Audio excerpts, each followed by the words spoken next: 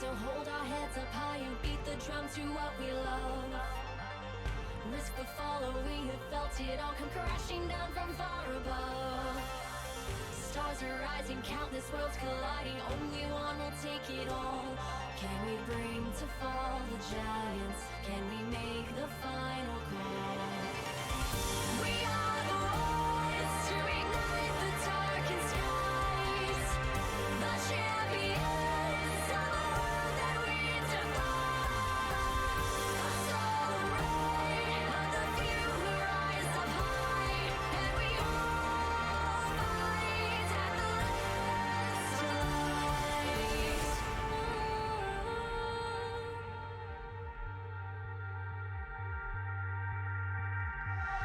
Oh.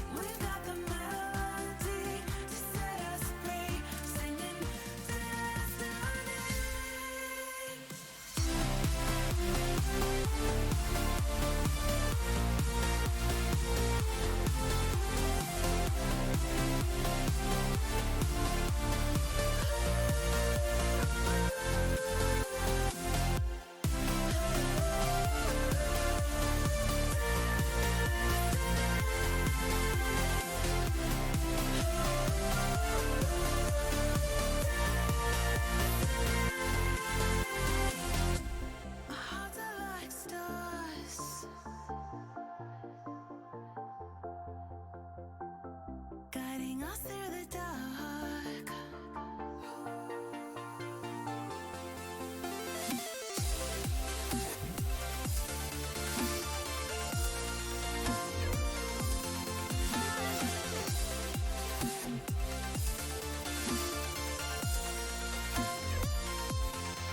We've got the melody to set us free, singing destiny. We've got the melody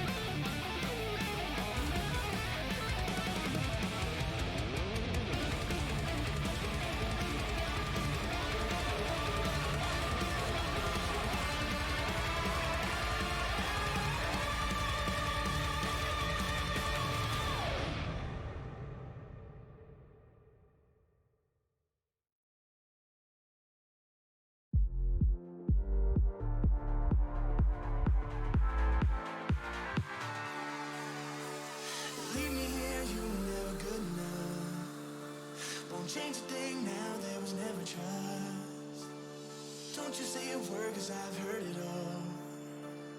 You were just pain when you felt it all. Oh. Something tells me that I won't miss it. It's the first time that we can't fix it. It's irreversible damage done. The thrill is gone. Ooh, baby, there ain't no one like you. You chose to keep the truth inside. Ooh, baby, gave my all to you. All you did was tell me lies.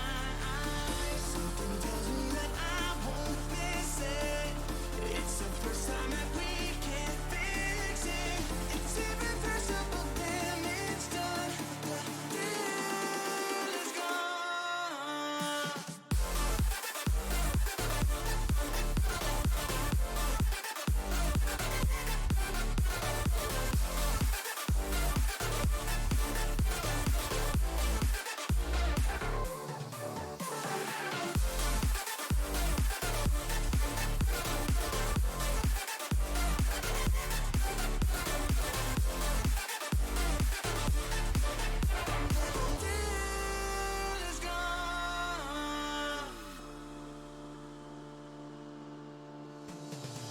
Once you leave me, it's over. No turning back, not today. Don't you come running back now. I'm not a home for the shame. Something tells me that I won't miss it. It's the first time that we can't fix it. It's irreversible damage done. The thrill is gone. Ooh, baby, there ain't no one like you. You chose to keep the truth inside. Ooh, baby, gave my all to you. All you did was tell me lies. Something tells me that I won't miss it. It's the first time that we can't fix it. It's irreversible damage done. The thrill is gone.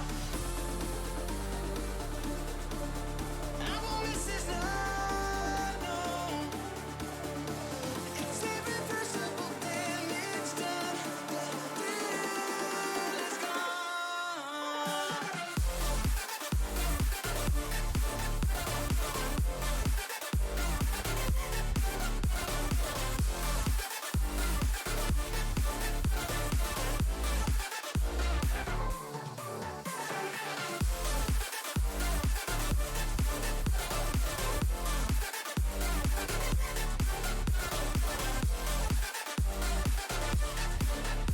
The thrill is gone.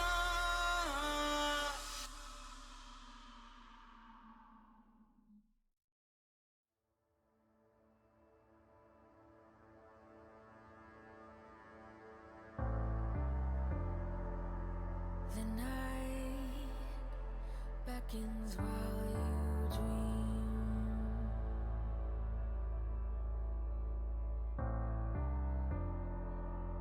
A life never lives in peace.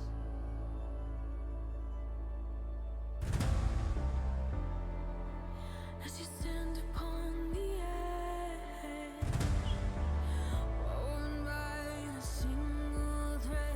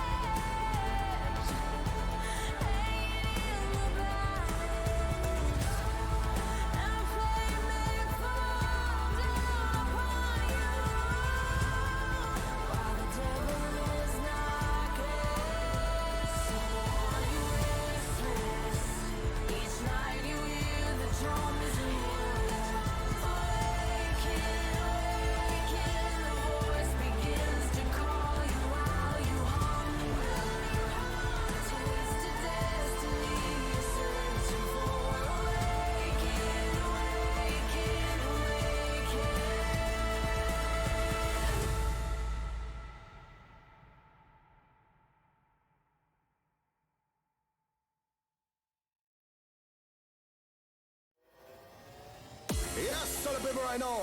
Pegboard nerds, monster, have you locking at the sound? All of the gal go passing when me boy I go drop them a coming. Murder. Me are the burning fire and natural born killer. When me bust into flame, watch out some might sting. You better turn it. I am make the bad boy bigger. When they come around, we all go on them. Listen to the word and the fire your cuts in the middle. When the flames catch higher, puts up your gun fingers. Return all of the fire. It's a bad man signal. Give a sign. Pull your gun finger trigger. Gun finger trigger. Gun finger trigger. Gun finger trigger. Return all of the fire. It's a bad man signal. Give a sign. Pull your gun finger trigger.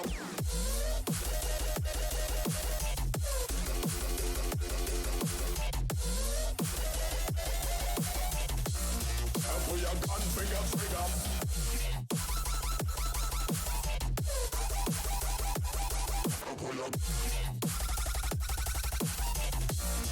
Pull your gun finger trigger.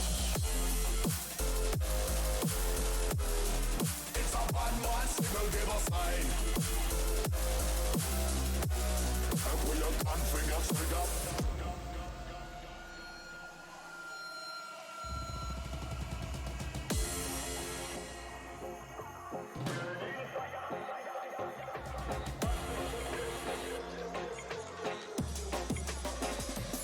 Me are the burning fire and natural born killer. When me bust into flame, watch out some might sting. You better turn it. I am make the bad boy bigger.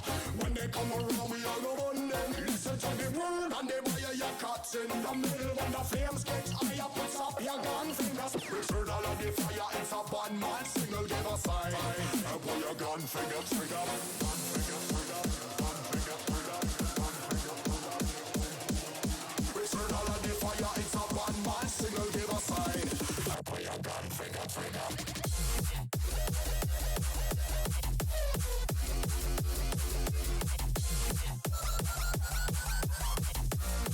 Pull your gun finger trigger.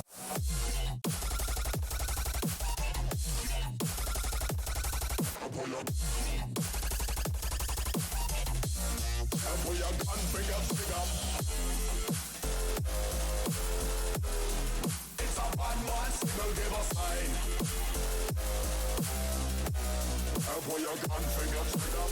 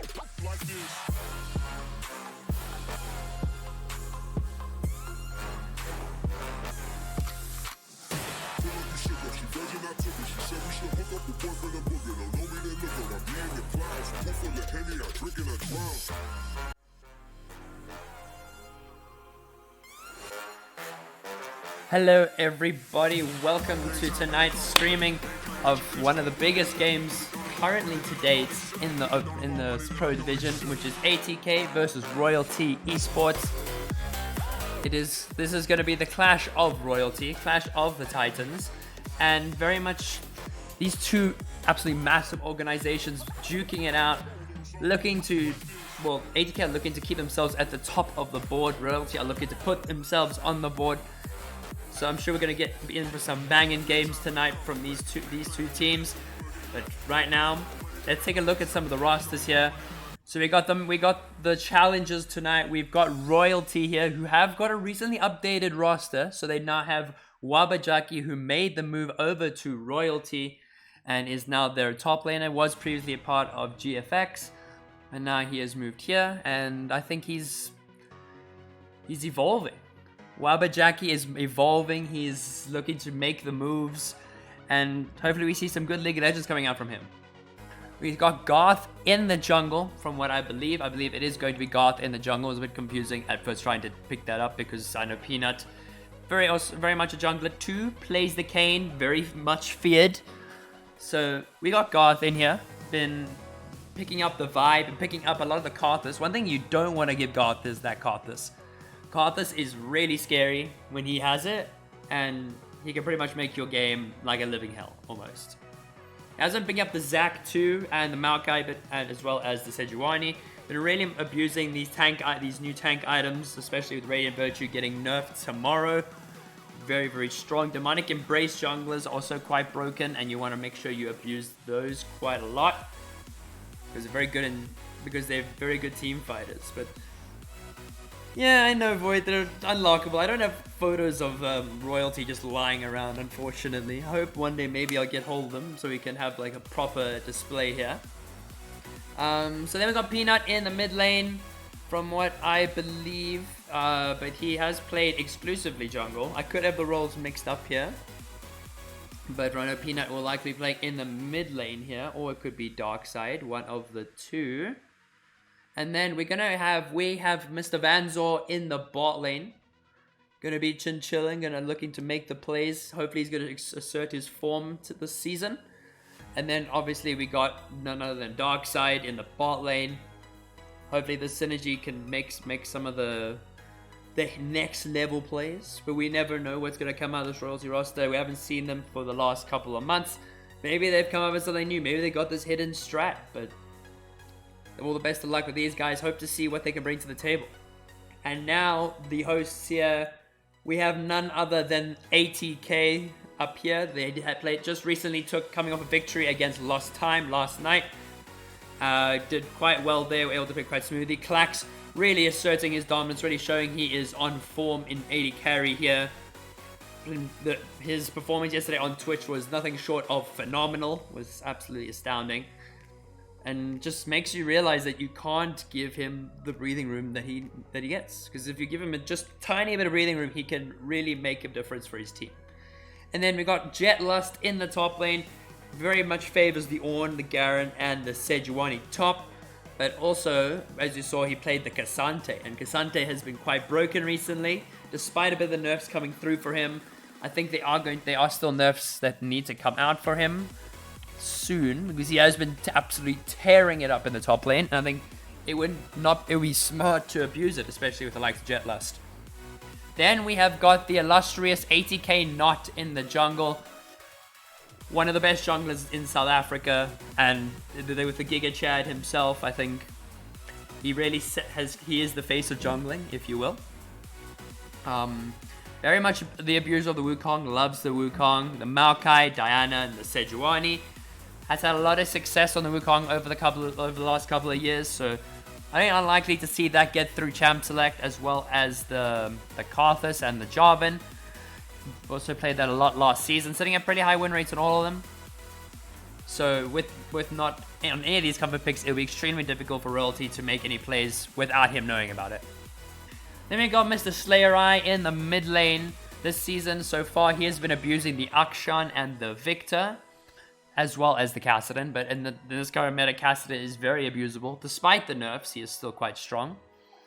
He is very well known for his Victor and his Syndra, sitting at a 69% win rate with Syndra, with 29 games, 71% win rate on the Vega with 21 games.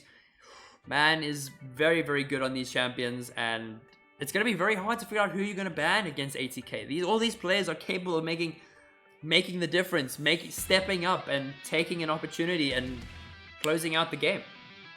And we don't even need, there is no introduction needed here for Mr. Unique. IGN. So I added Not. So And I'll show you now. So this is it's this one here. I'll type it in chat. Okay, there we go. That is my in-game name, Zypher, for like to getting into lobby. But I think I chatted with Not earlier, so he should be able to get me in as well. Hot, there he is. Oh, Hot. Thank you, my dude. I'm just gonna hop over here to the spectate, as we also got we got another stream on the royalty side who will be doing the stream on their side. But we're here for ATK. We're here for the boys. And the man, as I was saying before we getting into the lobby, the man who does not need much of an introduction, one of the best support players in the country, ATK unique man, is one of the best supports I've ever had the grace of witnessing. And this season he's sitting on the juicy 11-12 ping, recently making the move further north, and who knows what he's capable of on low ping. He was able to get master tier. He's sitting there now at 38 LP masters, but one believes he could get even to challenger with this low ping. Very much favors the Rakan this season. 21 games, 67% win rate, 4.58 KDA. Very big playmaker. Very much one who's going to be initiating for his team. Also making use of the Karma. 50% win rate with 20 games. Also Radiant of Virtue abusers.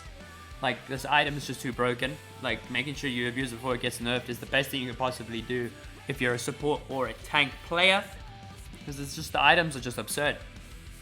Like, quite frankly, you don't want to be on the back end. You don't want to be on the receiving end of a really strong Rakan or Karma with the Radiant Virtue. So now, as we take a look, we're going to take a quick gander up at the statistics page here. There we go. So we're going to take a gander at the current, at the patch notes as of 13.1b. I know we are going to be going into a new patch soon, but we are just going to see what we are going to possibly be seeing out of this game. Nerfs being targeted towards Maokai, towards, well, the Yuumi, Udyr, Ryze, Kassadin, Kindred, Lucian, Gangplank, Heimerdinger, and Nami. These are all champions that were either making very good use and abuse of Demonic Embrace and Leandries, as well as the Seraph's Embrace and Rod of Ages combo, very strong. The Yuumi nerf also coming out, hitting quite hard, removing that movement speed, removing that AP scaling. It just makes it very hard for anyone to use and abuse the Yuumi. So right now, it's a fair game. With the Gangplank nerfs, he did have his base AD nerfed, as well as the Powder Keg E. Very good amount of damage, and I think this nerf is quite solid, because one thing you always hate seeing is just getting 100-0 by just one Gangplank barrel. It's just scary. Just uber scary. But while we are here, let's do a quick prediction. We're going to do a prediction for game 1 here. So who is going to take game 1? Is it going to be ATK? Is it going to be Royalty? Be sure to back your boys. Be sure to assert your strength in the chat here. And yeah. But we're hoping to see a banging game from these two. These two have a lot of history together in terms of esports, and even outside of League of Legends. Is there an option for Wabba only? As much as I would like to do it per play, I think it would take way too long to try and get all the players in. It would be fun, but it would also be quite interesting. So for when I collect, as we are going to be getting a sub, as I think Spooks is going to be popping in for someone here. And yeah, like, we just got to make sure to get all the peeps in. Just gotta wait so we can get everyone into lobby, because I think we got double spectates here. And then with the buffs actually coming out to Lilia here, I know one of my mods here, very much a big fan of the Lilia. Quite a strong champion right now, quite overpowered, and one of the champions that can definitely make or break a team fight. I haven't seen either of these jungles make use of it, so maybe it's something that they're gonna pick up hopefully in the future. Oh gosh, there's a lot. Okay, so we are getting in the last few players, making sure everything is all sorted. Lucian also getting hit with a bit of the nerf hammer here. His base mana being nerfed, the mana growth, mana regen, and mana regen growth has been nerfed. Kind of just making sure he can't be super abusive in the early game. Making sure that he is punished for going in for these early trades rather than always benefiting from it with the burst that comes with first strike. Maokai right now also got hit with a nerf with the bonus Q damage to monsters as well as the E magic damage. But at this point in time, like, that nerf it almost feels like it's redundant. The Q just still does so much damage to the enemy, as well as the E sapling toss paired with the red smite, Leandries, and demonic embrace burn. It ticks a lot. It ticks way more than it should. With Nami, W has been since adjusted. Thank you so much for the follow, Mr. Claxy. Love to have you here. And Slayer. Welcome, Slayer. Thank you. I've realized it's the boys. With Anami, they increased the AP ratio, but they reduced the base damage. So it's kind of, early game it's a bit weaker, but if you build AP, it scales a lot harder. Especially with, and then the Tie Blesser's Calling. Well, Tie Caller's Blessing, my word, how did I butcher that? They increased, the AP ratio has since been kept the same, but they did nerf the damage by 5 at almost all ranks. Alright, and it's definitely going to hit her quite hard. I mean, they're trying to get rid of this Nami illusion as much as they can, and they're trying to rather put Nami in a position where she can help scaling AD carries rather than early game ones. Orianna, I talked about this a bit yesterday, and I think we got a bit of a showcase from it yesterday as well. Orianna getting her command attack damage somewhat increased in a way, as it's got now a flat damage reduction to 70% rather than by 10% per enemy hit, so it can still do quite a bit of damage. The mana cost on the command dissonance has been decreased by quite a bit. Command R Shockwave got a massive AP damage buff. It got extra 50 damage level 1. It got, oh gosh, I don't want to do that math. But by max rank, it's gained 100 extra damage and a 10% higher AP scaling. So I would not be surprised if we don't get to see another Orianna today. Very good team fighting champion, very good control mage as well. And yeah, it would be very difficult to not abuse these kinds of buffs. With Rise, like with the item changes, obviously he became quite strong, especially with the Rod of Ages with the Seraph's Embrace. So not using his MR, so he doesn't do as well into other control mages. Nerfing his passive so he doesn't get as much ability power from his from the extra AP. Well, doesn't get the extra mana from bonus AP, so it kind of evens out. Udyr, they had to touch up the nerf Udyr for his attacks, the Q attack speed Udyr, or with the Hail of Blades, as well as the tank Udyr, which would rush and build full tank and use Wingborne Storm to actually decimate entire teams. Alright. So it's just the final one. The nerf, which I think a lot of people really appreciated. The nerfing of the Yuumi. Nobody likes dealing with a Yuumi, because the Yuumi can just sit on a champion that with all it requires is one fed champion, and the Yuumi can make that champion 1v9. The attack range being decreased, base attack damage being decreased, base health decreased, base health regen also decreased on top of that. Now with her passive, it has been changed so it only gets the bonus range when she uses the empowered auto, which I think is pretty decent because that extra range is kind of disgusting anyway, and kind of make it a lot riskier for a Yuumi to try and go in for the shield. The W now AP rate, the adaptive force has also since been nerfed. It's been absolutely halved, so it's quite ridiculous. They have now removed the AP ratio and the movement speed from the Zoomies, so now it is just 20% movement.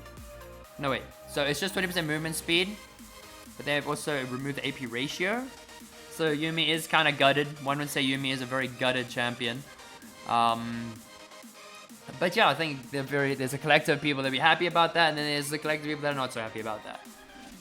And with Zoe, they made some adjustments to her E, so now enemy affected will have their magic reduced as well, which allows for magic damage dealers to do a little bit more damage if the bubble hits, implying that maybe she should be the one to be hitting the bubble and doing the damage after the bubble has successfully been landed, rather than someone else cancelling it by accident.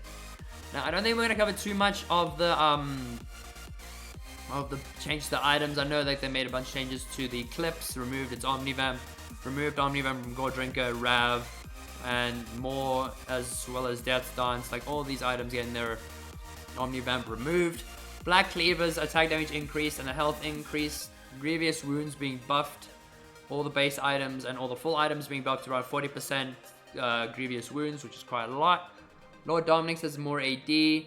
More magic damage come from Bramble. They adjusted all the Infinity. This is the buffs that a lot of people were very happy about. Was changed to Infinity Edge as well as Navori, giving that little bit more for your buck kind of thing. It's 40% crit chance to get the bonus, to get the passive active, so it's very easy for the likes of Yasuo and Yone to pick that up, as well as champions that have built-in crits, as well as like the Jhin, or even the Caitlyn, who can also really benefit even from an IE rush, but is very unlikely. I mean, even with Senna, seeing Senna pick up one of these items who just sits on that the whole game. Then we got Bloodthirster coming out, 15% lifesteal, the reduction to 50% lifesteal, which kind of adds up.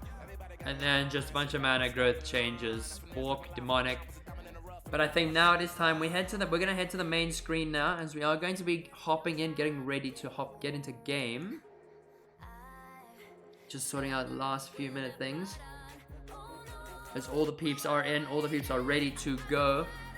We got the votes out here. What are we hoping to see? What do we think is gonna happen between these two teams? Do we think ATK are still gonna come out on top? Or do we think Royalty are here to make a statement, here to disappoint the kings on their throne? And really assert themselves as royalty, if you will. But we're gonna cover. Thank you for the follow, Big Boy VP. Welcome to the chat. Welcome to the lobby. We are just sorting out last few things before we get into R. So I'm just gonna say I am R. But we are getting all the peeps here. Gotta check with the players, see what they're capable, what they're gonna play. Got some few hints from the players here and there, but I'm not gonna say anything. No spoilers. And we're hopefully gonna see it in game. But if you know, you'll know.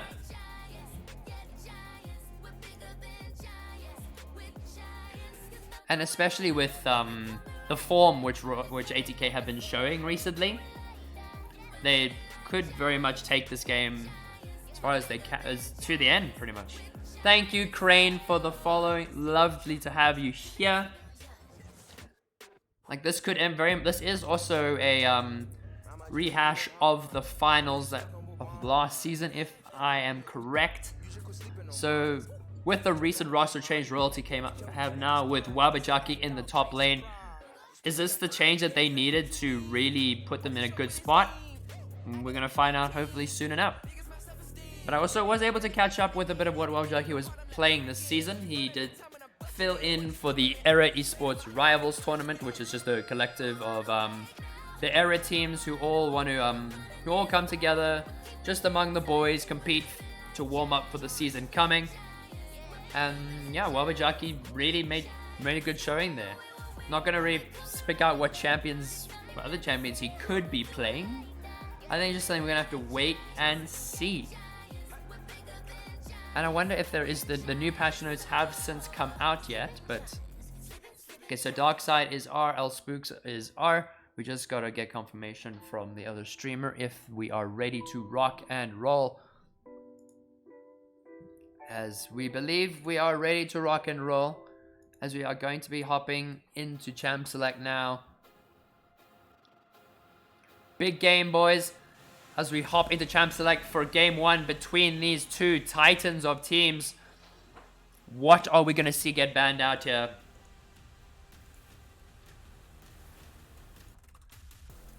But it's very obvious. Like, I think we very much know what these bans are going to be. A lot of these teams have a lot of history. They play against each other quite a few times.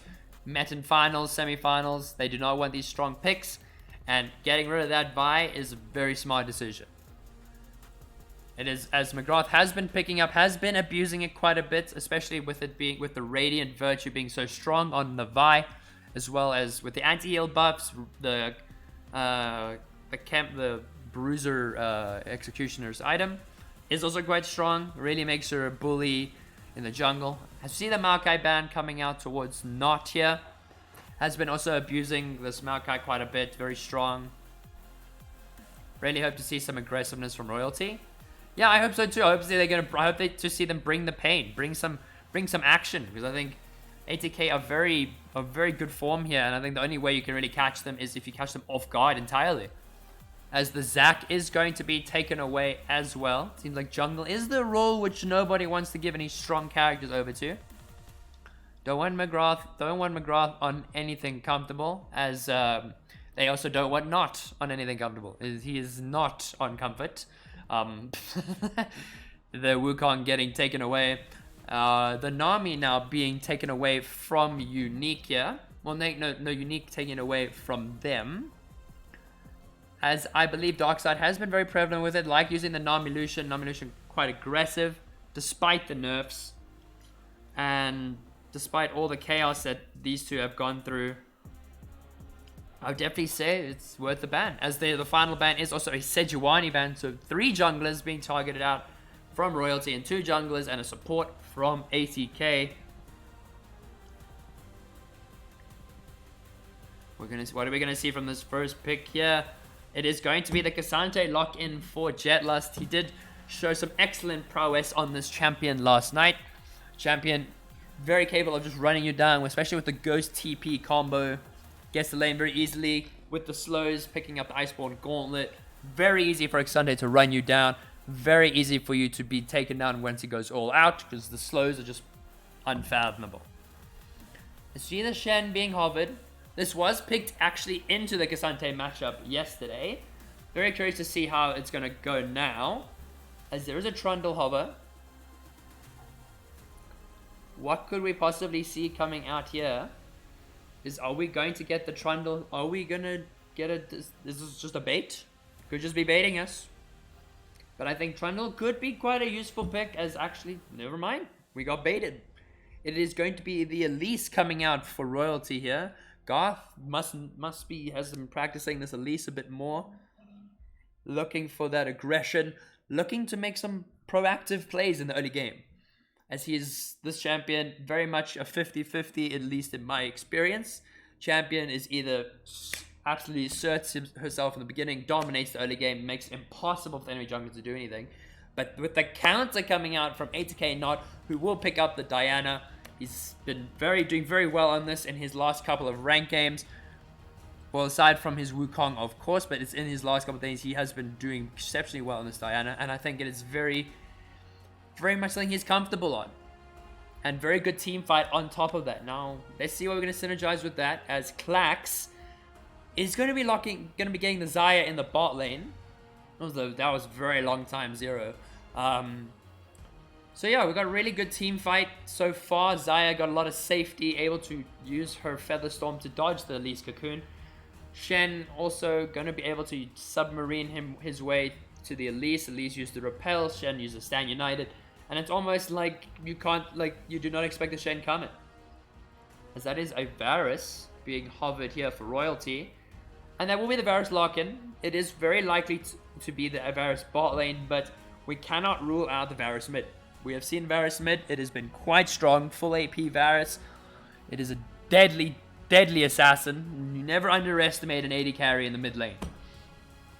As we now entering the second ban phase, the Rakan being taken away from Unique. Obviously, you don't want that Xayah Rakan combo in the bot lane. Very aggressive, very strong. And it's what Unique has been spamming in his ranked games. So it is very likely we're going to see very particular bans being targeted towards targeted towards Unique, being the best, being the highest ranks there. It's kind of something you really shouldn't fear, because this team as a collective work very well, have exceptionally good synergy, and yeah, you don't want them on any more comfort. As we see, the Null, this is taken away from the support role in the bot lane. Don't want any of that hard engage, despite the Featherstorm being able to dodge that CC. I'm very glad to see we've got some Wabba. We got the Wabba fans down in here. We got the Wabba people out here supporting Wabba Jockey in his debut stream match with Royalty. Well, at least on my stream, at least. As there is going to be the Victor ban taken away from Slayer Eye in the mid lane. He is exceptionally strong in this. And then the Ashe actually being banned away. I think they maybe got rid of the Ashe thinking it is going to be a support Ashe. it was played by Unique yesterday with the virus. So the poke is quite deadly, and I think, yeah, Royalty must have been doing their homework, as we unfortunately do have a delay. I think Slayer disconnected and the client bugged. Oof. That is an oof. Big oof in my books. But yeah, hopefully he can get it sorted. Hopefully he can get his client up and running.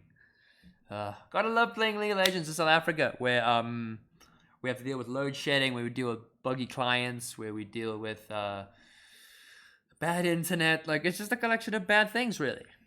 So I think with Unique making his way overseas, it's the best way to go about it. Sitting on 11 ping, very jealous, very, very jealous. As Slayer Eye has since left the lobby, but he is going to be hopping back in soon.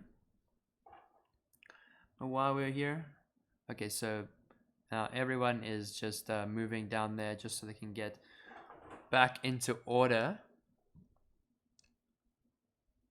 And let's just do that. There we go.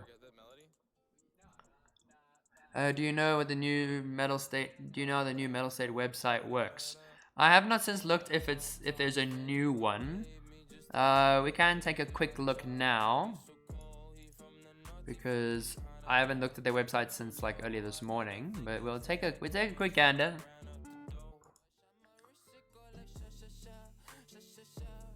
As we hop over just to Mettlestate, like it's there you go. So I think finding the events is somewhat easy. Just find it down here. It's the Challenger LoL Challenger Series Pro, and then we got the group stages here. So ATK and last time have already played their first games, with ATK coming out on top for the League of Legends side.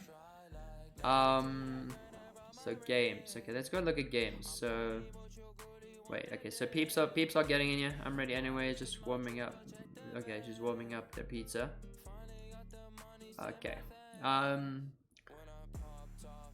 only see player of the month. So okay, let me find league. Am I just blind? Okay, there. So if I do that, player of the month is actually Vanzor. This is new. And like, so they've definitely updated this. They've got like a whole leaderboard. They got play of the month, which is actually, funny enough, it is Vanzor. He's played 6 games. I don't know how updated this is, but yeah, it's very interesting. I think I really like the idea that they're doing with this. They just need to, I think, wait, once the season gets kicked off, there'll be more room for other players to make their appearance on this page. Because this is for the, I assume, is this just in general, or is this just exclusively the Pro League? Do we know? Oh, they got tier lists, they got patch notes, they have got lost patch notes, trimmed down toxic ARAM champions. Well, ARAM's always fun, so I can't imagine it being too toxic in that game mode. As we are going to likely be hopping back into lobby as all the players are here. Web Africa is disgusting. I mean, man's got a point. So we are just going to push through the last bit of the same bans that came through in the previous one. So nothing going to be new up until all the bans are done. But yeah, we're going to rehash some of this. Is that jungle seems to be the role, which is the make or the break. You do not want to give either of these jungles their comfort. You do not want to give them anything that they can absolutely dominate the game with. They are very scary. They are very capable of 1v9ing. The Roxy Moxie out here cheering. Love to see it. We love to see it. So the bans will coming out and the lock-ins. We should get this done pretty quickly. Should be done pretty soon. Okay, so yeah, as I was discussing, Elise also very capable of the 1v9 potential with the Diana, also very good team fight champion with the ultimate. Her builds can very much vary, so I'm very curious to see what Not is going to be playing here. With the Diana, you can go a variety of builds. You can go the full assassin proto belt. So guys, it is a best of 3. They have changes, so the Pro League is a best of 3 now. So it's very entertaining, a lot of action. So I'm hoping to see that either it's a full AP Diana, but a part of me seems to think it is just going to be the regular, what's it, the item? It's Jack Show along with Nash's Tooth into Demonic. Kind of making her that tank, fighter, bruiser, AP, mage, assassin, all that jazz, and it's just a lot of damage. As you see the Silas actually being locked in the mid lane, I think this champion is very, very oppressive and kind of can counteract a lot of these very hard to gauge team comps. Don't know how it really interacts with the Cassandra ulti yet. Very curious to see how that is going. And then, especially with the Xayah ulti, can be very useful in dodging the CC, as that is going to be the Syndra coming out for Klax in the mid lane. And the Heimerdinger, are we going to see the unique Heimerdinger? There's a lot of AP, but I think the Xayah is going to be absolutely shredding right in this meta, especially with the changes to Navori Quickblade. But I don't know, Galaxia. I don't know why they only did it once you guys had left, but it makes it a lot more intense, a lot more entertaining as well, because there's a lot more on the line between the teams. As you see, the final lock-in is going to be coming out here. This is likely going to be determining who's going to be the support, who's going to be... Yeah, pretty much just the support. Could be Shen support, we don't know. Varus is now confirmed no longer going mid. I mean, and is going to be going bot lane. And that is going to be the Karma lock-in for Royalty. As they pick up the Varus Karma bot lane. Very good, very oppressive, very safe as well. Alright. Okay, Mr. Floppy, I will be sure to check the Discord. Alright, yeah, because I think, I know we did the predictions awfully early, but I think we tried, like, at the beginning, we were just... Thought it was going to start, and then Web Africa decided that Slayer was not allowed to play League of Legends, and then it became chaotic. So I will start the predictions, the second round of predictions, a lot sooner. So you can get your points in, back your boys. Make sure you show everybody who you're supporting in the chat. We got the Royalty gamers, and we got some ATK gamers in here. And yeah, hopefully we see some entertaining League of Legends. I really love to see ATK unique on this Heimerdinger. Very, well, I'm going to make the joke. I'm going to make a lot of these jokes, but it's a very unique pick. And it was very much made popular in the Korean and Chinese leagues. So then it made it over to Europe, and now it's made its way to South Africa. And unique on this Heimerdinger is disgustingly scary. He does not let you have an ounce of breathing room as an AD carry. So we are going to just pop over and quickly take a look over at the op.gg's while we wait, just so people can get a bit of an idea of what they're to be expecting this game. So, with the side of Royalty here with Vanzor, he has been since playing a lot of the Tristana with the Misfortune and the Varus. Unfortunately, not very successful on the Varus with the one game. Hasn't played much this season in terms of ranked. But did take an L on the Varus last year, unfortunately. So, hopefully he's able to change that. We got Peanut, who is going to be in the mid lane here. But we actually do have to look at L Spooks, who is going to be subbing in today. So, let's take a look at L Spooks' stats. So, L Spooks is very much the support main here. Loves the Thresh, loves the Karma, and the Nautilus. He's got some pretty high win rates, pretty good KDAs on all these supports, in fact. And yeah, he's not one you don't want to mess with. You do not want to be on the dark side of L Spooks. When it comes to ATK, they don't need much of introduction in terms of what they want to play.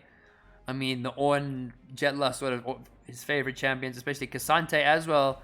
Sitting down there, only has a 25% win rate with 4 games, but I think with time, people have started realizing what item works best on him, what makes him really strong, and what is the best way to utilize Cassante's kit.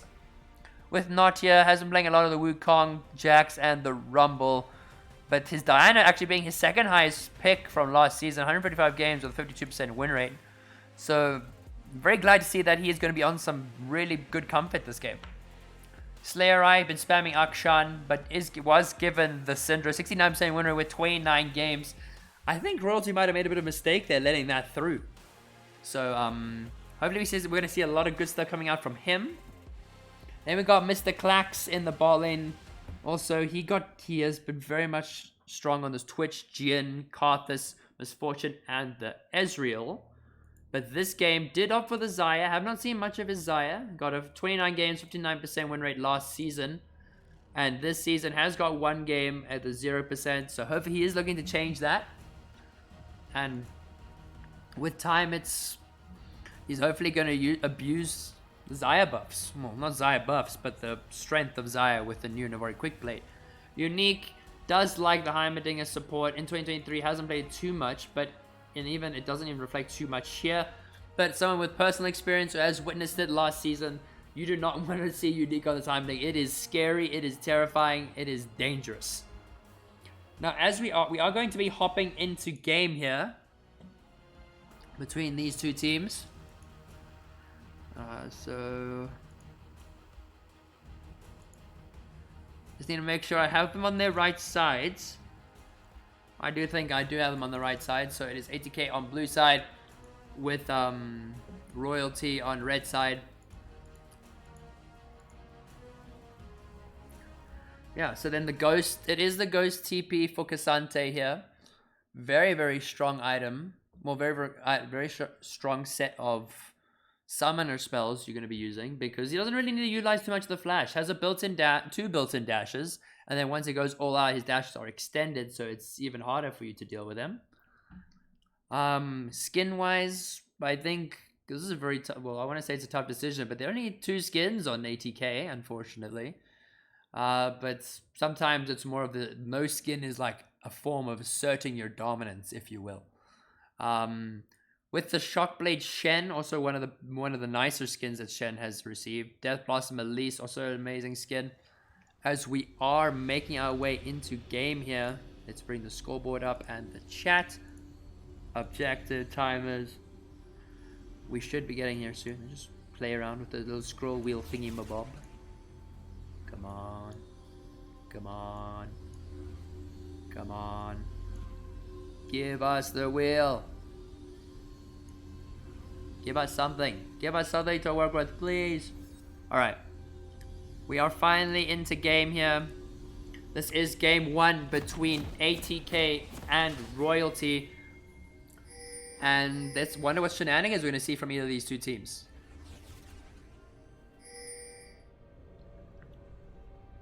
As it is going to be 5 members of Royalty going into the bot lane here. While also 5 members of ATK making their way into the bot side jungle as well. So they are preparing for the invade. I think they've making sure that they keep all their bushes warded, looking to see if anyone's going to walk up unsuspectingly, but there will be nothing of the sorts. Looking for the recess, dropping the wards. Oof, a very tense pickup from these two teams. There's still 5 members, still waiting to see if there's possibly going to be any form of late invade, but does not seem like it's going to happen. Cassante is going to start walking back up the top lane, while Syndra going to making her way back into the mid lane. So I'm actually going to opt to start at the blue buff rather than the red. So yeah, and McGrath making sure to use the Oracle just to clear out any vision that might be there. Use the spiders. Nothing to be seen. Very relatively safe jungling start for both McGrath and for Natia. As it's going to be blue start for him, and then it's going to be a red start for Garth. Bot lane looking to make some aggressive trades. Heimerdinger going to use the turret to get vision. Darkseid starting with the Oracle just to try and get as much vision as possible, but Heimerdinger being as oppressive as a Heimerdinger can be in this bot lane. Gonna make sure he shoves out these waves. So these turrets are just doing way too much damage. Heimerdinger support, one of the more oppressive supports, and has recently become meta. I don't like it. It can be annoying to deal with, and it is not very fun. But we're also not seeing any of the particles of the turrets until now, which is rather strange. definitely not an indie company, as Jetlust and the Shen will look for some trades. Both bot lanes now taking over to level 2. Spooks going in for some early trades onto Slayer. But Darkseid is in a very dangerous and precarious spot, walking into a lot of the Heimer turrets, but Klax taking a lot of damage. With Ignite coming out from Darkseid, that is actually very much in the favor of ATK, as the Zai does have the pots, does have the biscuits. But isn't really going to be too badly affected by this, as more and more poke coming out from Banzor, who's looking like he's going to opt for a lethality build this time around, rather than the on-hit or the AP. But Garth is there. Stun does not land onto Unique. Unique is a bit of danger right now. Will burn the flash. Cocoons will still land. Diana is there. We'll try and get a reset kill here. A lot of flashes being traded here. Banzor is in a lot of danger. So is Klax. Diana desperately trying to get a kill, but that is 2 kills going over to Royalty. As a lot of summoners were burned. Both flashes for ATK's bot lane, as well as the Ignite on Heimerdinger. And also no sums for Royalty's bot lane either, but they come out on top.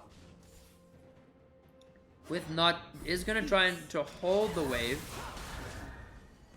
but Darkseid is trying to prevent that.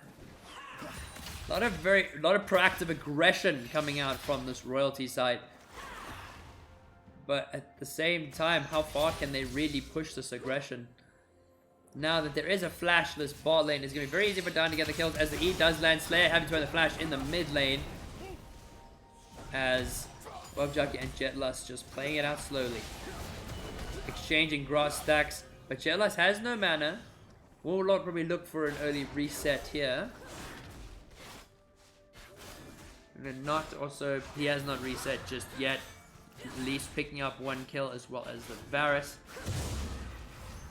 Just want to make sure they keep getting the push. Unique gotta play into Unique's hands here. These Heimer turrets can be very good at keeping and holding the vision, giving Diana plenty of room to make the plays, plenty of room to go for some of those in-lane ganks. Shadow Week does land. A lot of first strike procs.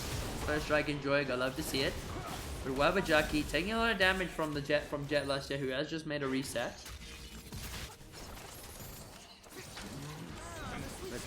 With the Varus opting for the lethality, he is going to be doing a lot more poke damage. But we do see there is going to be a bit of a fight in the jungle here.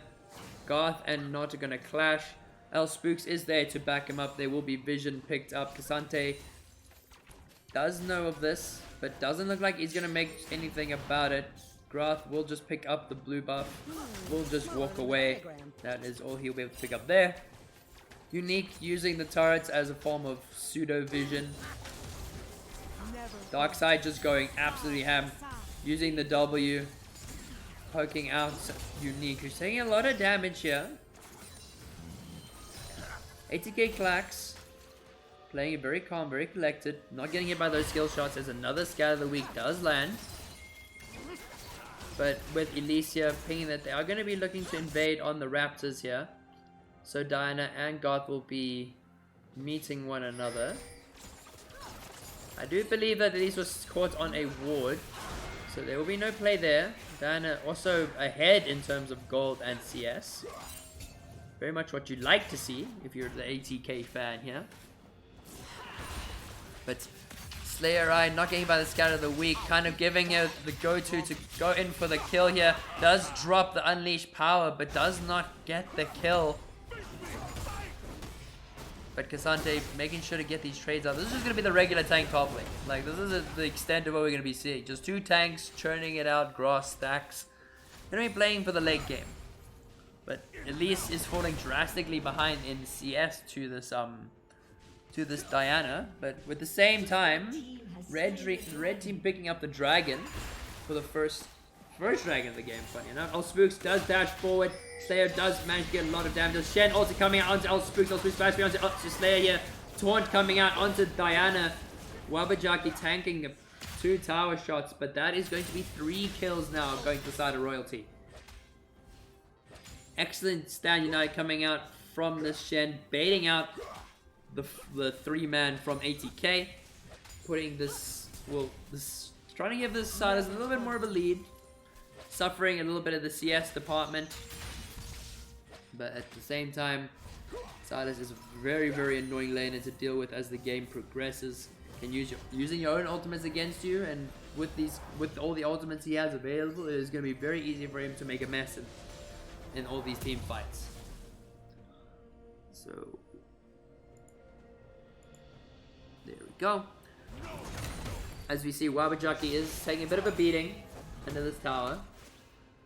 He didn't have to burn the TP. He was able just to walk back to lane as Kasante wasn't able to get the wave pushed out in time.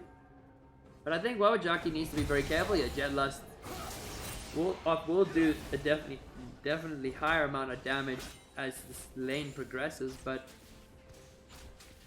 ATK want to play this slowly. They want to get the scaling. They've got the scaling. They've got the Diana. They've got Xayah and the Syndra, who all scale exceptionally hard from late into the mid into late game. Sorry. But yeah, it's very much the scaling game. ATK playing it slow, playing it collected, not taking any big risks. But this poke from the Varus is starting to affect Flax quite a bit with the rush of the serrated Dirk. This Varus will be spamming a lot of his abilities. The Comet also doing a lot. While Spook's tanking a big chunk of damage from the Diana. From the Diana, the Sidra, my word. Flax is now alone as the Flash W coming out from this Karma here. But it is not enough. Despite having to burn the Featherstorm, despite burning the Cleanse and the Flash, cannot dodge that. As there is a gimmick from L Spooks here, a lot of damage traded. McGrath sitting in the mid lane, just try and back up his mid laner. But Unique gonna try and see if he can hold this wave here. Flax having a bit of a rough time dealing with this Varus and this Karma.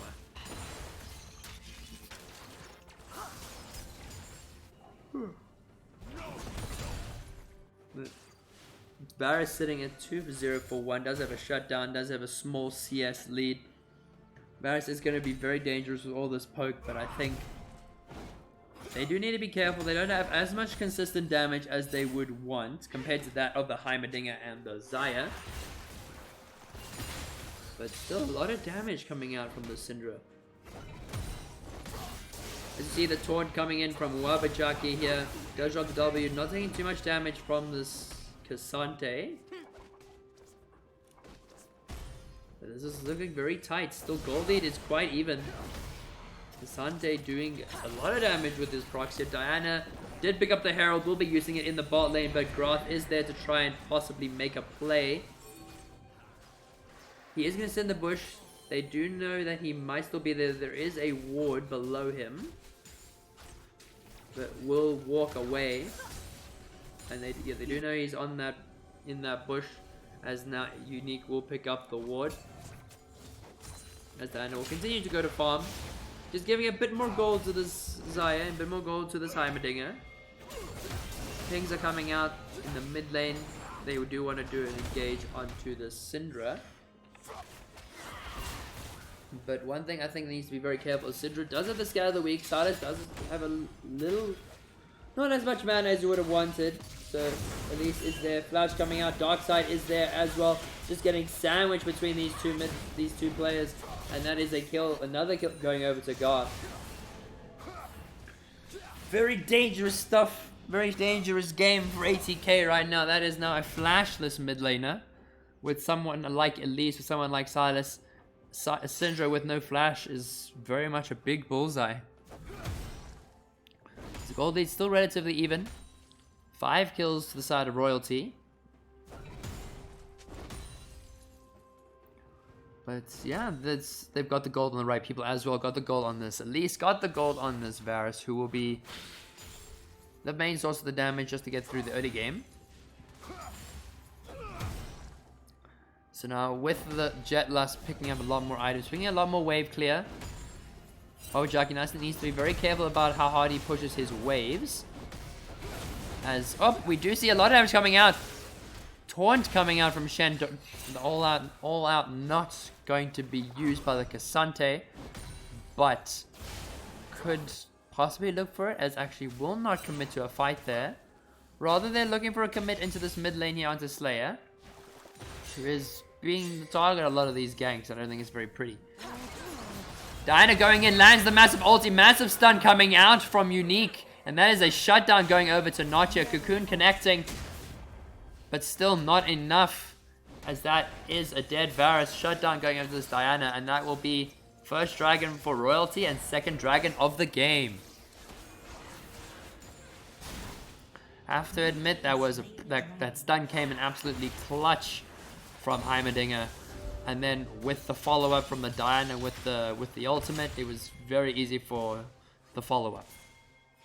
Ping's coming out in the mid lane once again. Slayer is looking to be the target of yet another ganked man who's being hard camped by this Elise. I'd love to see it. But Heimerdinger and Xayah are going to look to try and pick up this tower, but McGrath is making his way bot lane, as well as the Silas. Featherstorm is up, as well as the Heimerdinger ulti is not up. Shen ulti coming up as well. But McGrath underestimating a lot of this damage. Cleanse coming up from the Xayah. Featherstorm burning. Klax taking down Garth. This Shen tanking a little bit too many tower shots. Spooks going in as well, tanking another tower shot. That is exceptionally low health bars for Royalty, and that is just Unique against Vanzo and Darkseid. But what is scary for Royalty is that they are going to be losing plates in the top lane, and they're going to be losing plates in the mid lane, as 2 TPs will be burned to make sure that this not enough plates are lost. But very good call coming out from ATK, building that gold, getting that shutdown onto that Diana, who has since rushed the demonic embrace. Varus ulti coming out, and that is very much just a dead Heimerdinger. Can't do much about it. They're gonna look up just to clear out the vision, get some more gold from the wards. Yeah, bit of a misplay coming out from a Unique there, but very sure that was looking for a fast back anyway. With them Darkseid and Van's Darkseid looking for a reset, with Van's still gonna hang around, is spotted on the ward. Neither of these ATKs will have ultimate, as Scatter of the Weak is sidestepped by L Spooks. Let's just check on the Syndra at the moment. So Syndra right now sitting on 66 stacks of the passive. He does connect. McGrath is mid lane once again, as it seems like Slayer just can't catch a break. Slayer just constantly at the brunt of this, as it is. Cassante is there. Will tank the Cocoon, but no further play will be made. Karma is sitting in the top lane, which very much means Unique and Klax could push up this tower, could get first tower gold. Together we connecting. Heimerdinger does not use the ult, but pushes the wave relatively easy. Now with the Diana there as well, this is probably going to be first tower pickup for ATK here. No one to contest. Karma and Elise are in the top side getting the Herald. I think that's at least what I think they're doing. Because they are going to be picking up the Herald here, second Herald of the game. But this time it will be going over to Grath. Looking to use, probably going to look to use it in the mid lane. Do not want Slayer in a very comfortable position. Do want to try and slow down his scaling as much as possible. And with the engage coming in from Slayer here, ulti coming out, we'll have to burn the flash. That is 3 members mid. And actually Darkseid did not opt for the Radiant Virtue, rather opted for the Moonstone. Interesting call coming out there, as Jetlust just taking the brunt of these trades again from the Shen. With the Rift Herald in the mid lane, that is 3 members of ATK there just to try and stop it, try and deny it. Heimerdinger does have the ulti. Massive ulti coming out from the Diana. Grath taking a lot of damage. El Spooks landing the E. Xayah landing the root. With Cassandra landing in the all-in, taking down El Spooks, taking a lot of damage. Featherstorm coming out as well will take down the Silas. And that will be a 1-for-0 trade going to the side of ATK. Absolutely amazing call coming out from these players. Gale Force in from the Xayah for using the Featherstorm proactively to do as much damage as possible, while Darkseid, just barely taking down Klax there, picking up his shutdown now. Barrage just staying in the sideline, just trying to get as much poke off as possible. But again, the top lane fight is very much just 2 dudes smacking each other with some green damagey boy coming out every couple of seconds. But he's also Shen is playing the mini game. playing the first strike, well, it's not first strike, the Heartsteel minigame, stacking up the HP, doing that extra bonus damage. Pings are coming out for Dragon from red side. As we are going to be seeing Klax is just going to be rotating into the mid lane here, with Heimerdinger now slowly making his way to check some vision in the bot side of the map. Silas is there as well. That is going to be 3 members in this bot side river, with Cassandra and Diana making their way in. Heimerdinger just trying to hold the vision. Scale of the Week coming out from the Syndra, doing a lot of damage. Taking his eyes about half HP. Kind of denying him the ability to go into these team fights, giving enough time for the rest of ATK to make it into the team fights. As Not is now here. It is quite strong. Varus Q coming out, doing a lot of damage over to Unique. The E coming out. Elise has started up this dragon. That is 3 members. Diana does have the R. Cassante does not have the all out. Is still just on cooldown. Ulti coming out from the Varus. Does not do much. Cleanse coming out. Diana getting onto the back line. Vanzor is in a lot of danger here. It's his Shen ulti will come and save his life. Scatter the Weak doing a massive amount of damage. Heimerdinger just churning out with the turrets. Scatter the Unleash Power not able to take down this Elise. As there is another further commit onto ATK, but could this have been a mistake? Unique, Klax, and Slayer doing a mad amount of damage. That is going to be a 2-for-1 trade favoring Royalty, but right now Spook's playing with fire, as that is now a 3-for-2, trading 1-for-1 with Unique here, probably looking for the steal. Does not have the ultimate available. Probably going to look for the W here, as there will be no steal there. It is just going to be the second dragon for Royalty, as this game is turning out to be quite the spicy one. With Royalty being in the lead in terms of kills, they have since fallen behind in terms of gold. I believe that is a lot of the tower plating in the bot lane that went over to the Xayah, as well as the first strike from the Syndra. We can't really tell how much gold the Syndra has made. We can see what her stacks are now. She picks up the top lane turret for that little bit extra gold, sitting at 95 stacks of the passive. Yeah, this game is rather intense. This is like, these teams seem like there's a lot on the line. Don't want to take any big risks. Don't want to take any chances. Want to play as safe as they possibly can. But quickly taking a look at the gold. With Heimerdinger is in a bit of a dangerous spot here. Does drop the turret. Does drop the stun. Shen does land the taunt. TP coming out from Cassante, as Royalty will be backing off. Gold-wise, this Cassante is sitting just about 300 gold behind the Shen. This Diana is ahead of the Elise by about 700 gold, give or take. Syndra, 7,800, 6,400. That first strike gold has come in clutch, as well as the tower plating and the CS. With the Xayah being 400 gold behind the Varus. And then support gold, Heimerdinger being 400 gold behind the Karma. Vision will be traded once again, as Not will be clearing out the control work and just leashing the scuttle to the Cassante. There's pings for Vision around the Baron, and this is going to be a very good call from either side. Cassante in the bot lane does not have the teleport available, while the Shen does have the teleport, does have the stand united. Bait on the Varus ulti. Massive 3-man ultimate coming out from Diana. A lot of damage coming out there. Klax just churning out there. Varus trying to get the damage off. But it is just too much. A stand united coming out from Wabajaki, saving this very low Varus, as there's a solo kill from Spooks. And that is 3 members of ATK down. And Spooks just keeps going ham here. He's doing a lot of damage to the Syndra, as this is going to be a Baron startup for Royalty. Jetlust dropping the Ghost here. Does have the all-out available. Is going to try and desperately get to that Baron. All-out coming out onto the Silas here. A lot of damage on the Cassante. Cassante taking down Spooks. There are a lot of low health bars on this Baron. Jetlust and Slayer could possibly look to try and get some trade kills, but instead rather just deny the one Baron, as that will be the Baron power play coming out for Royalty.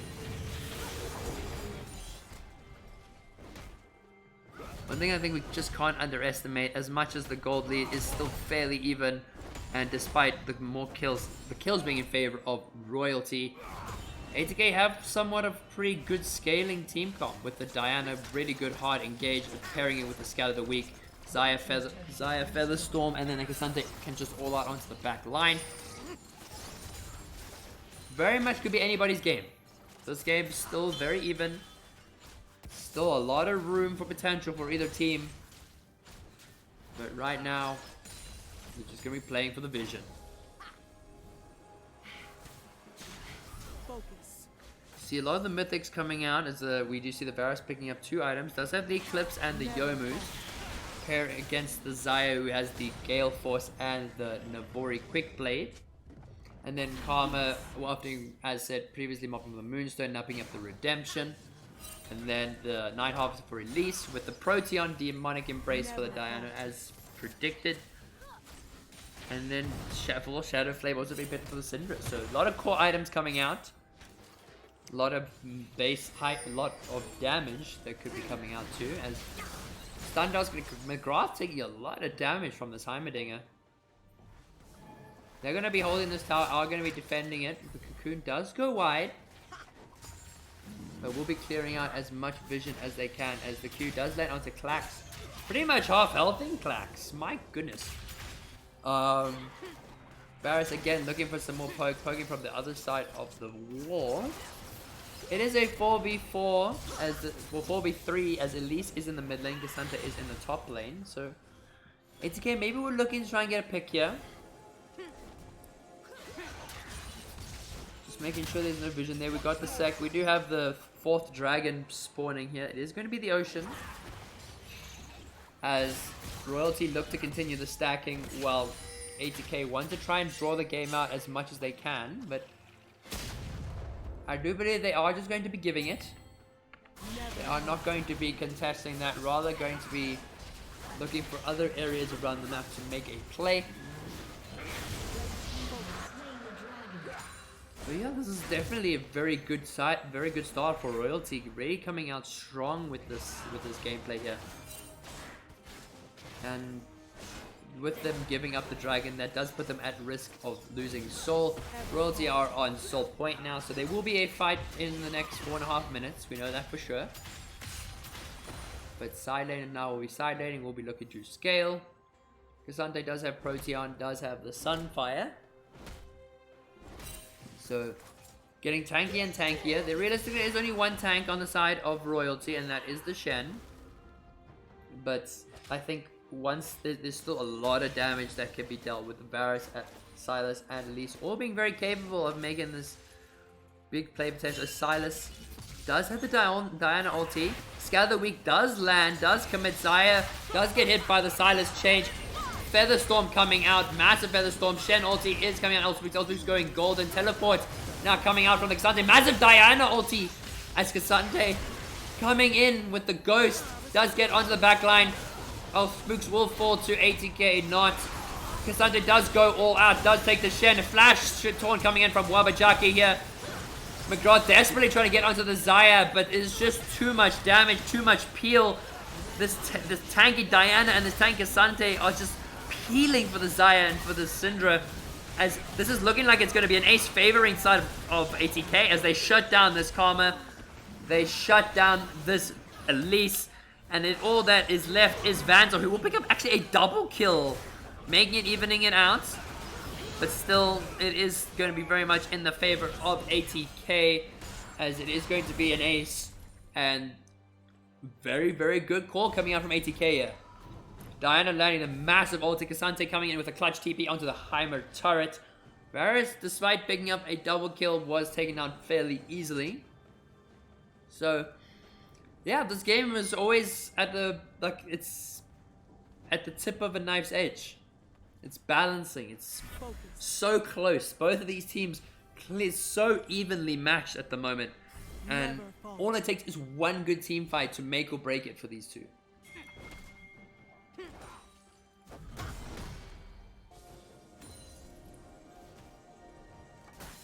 The Heimerdinger just scouting about, looking to get some vision. Heimerdinger now has looking to pick up the Leandries, and this is going to synergize very well with the Diana, as he will also probably likely pick up the Demonic Embrace with time, and then they can stack those items out. Alspooks goes onto Cassante here. Probably not the target you want. Very tanky, very chonky. Yeah, that was a very spicy fight. Like, the Diana will definitely come in clutch. This, especially also the Proteon build, making a big difference with the healing, the sustain, and also the extra bonuses, resistances that they picked up. But yeah, there's now Diana is looking to pick up the Shadow Flame now, actually. Going to be looking to burst those shields, which does add up, as there is the Karma shielding is a lot, and as well as the Shen. They don't want the shielding to be too strong. They want to be able to burn through that shield as quickly as possible, as Jetlust is going to hold the wave. Is going to make sure that there is no extra gold picked up. But I think ATK might be looking to wait out for some of these core items. Once the Shadow Flame is picked up from the Diana, it is going to be very, very hard for this Karma to keep the rest of her team alive with the shield, bonus damage to shields. As Charge Varus coming out, Cassante does go all out, bringing the Silas into the backline. Lin is returned the favor as the Baylor coming out. Darkside has slain Slayer Eye. Bit of a misplay coming out from ATK, as Diana and Syndra are caught out, and that is a free Baron to Royalty.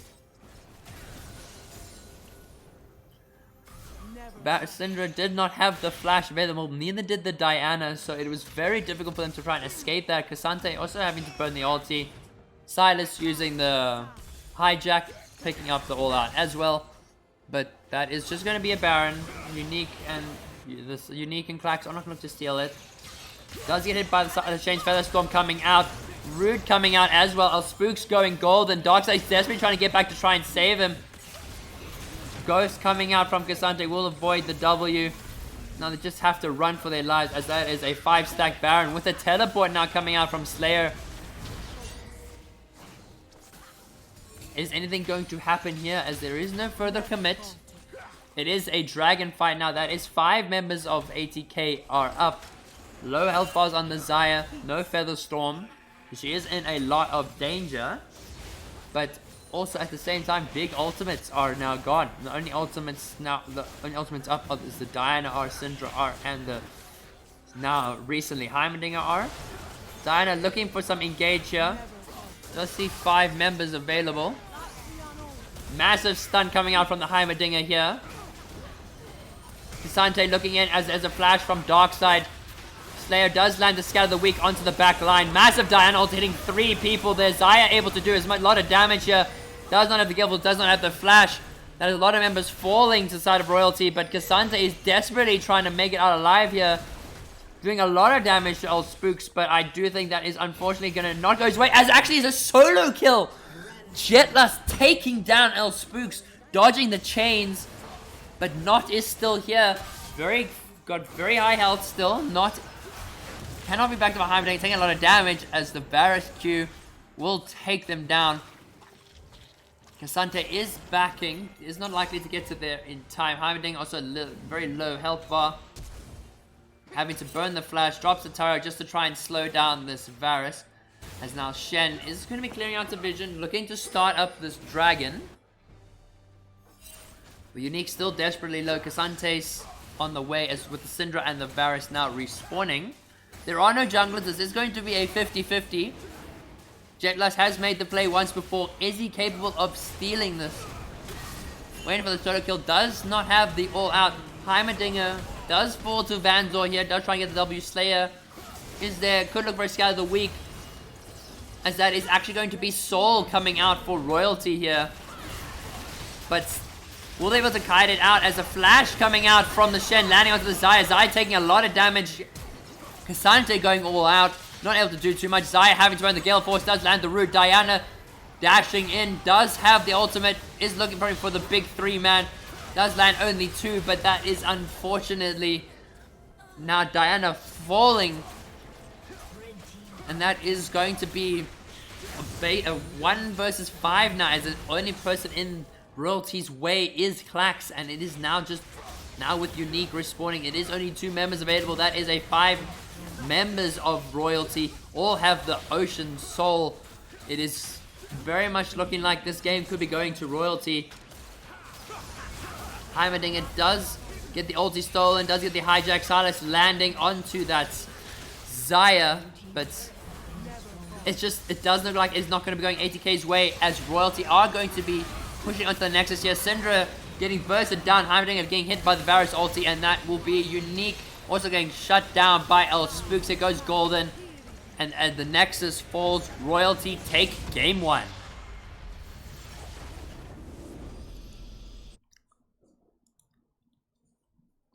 So now with game 1 going over to Royalty, it was quite an intense game of League of Legends here. But we are hoping that we can get back into second game as soon as possible. I don't know if they are going to be playing out this game. I do believe we are. We are probably going to be getting game 2 here. So now let's send over the points.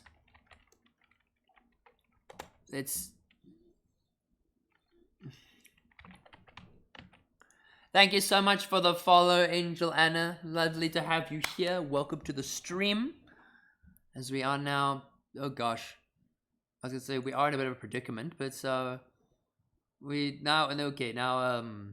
predicament. Okay, so first game did go over to Royalty, so it was a very good game from both teams. Very close, actually. Very intense matchup. And I think with these two teams being so even, it's always intense. It's always a good League of Legends game to cast. So that is Royalty taking the first game here. I will set up the last prediction just as we go into Champ Select rather than forcing out early on. But yeah, we've got some good League of Legends. Very good start. Very good aggression. The aggression that we expected and that we wanted from Royalty did come out, did show, and yeah. I'm curious to see, what are ATK going to do? What are they going to do to try and change their playstyle? How are they going to counteract this? And we're going to have to see that eventually, as people are just going to be switching around, getting into their roles.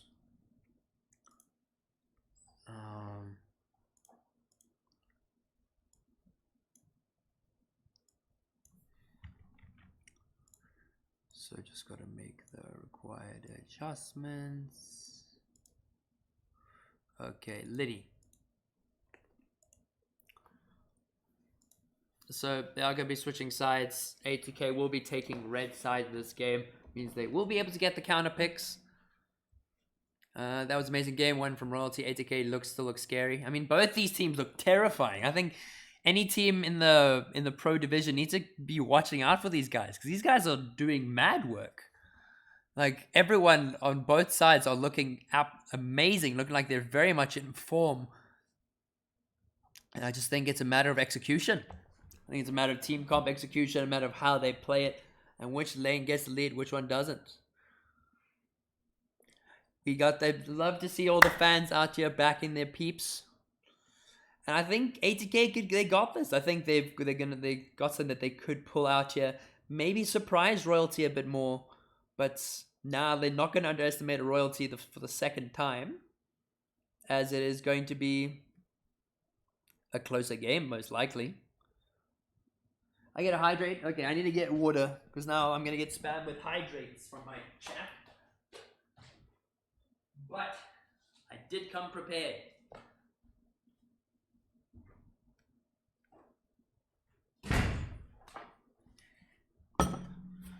I love seeing all the support for everybody here.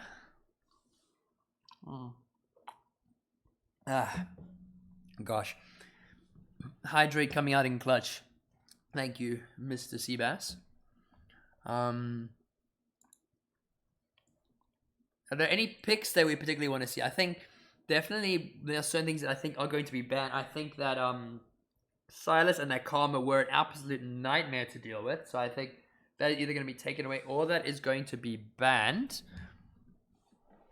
So they're going to have to switch out a few things. Maybe let through a couple of champs which they should not realistically let through. Like 1-1. I really want to see. I want to see the Wukong. I want to see Wukong this game. I don't know if we are going to see it, but I very much want to.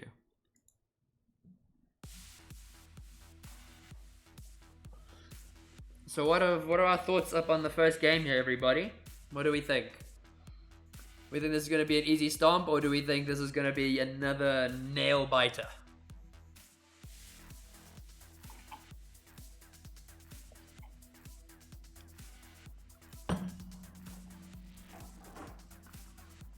Kata.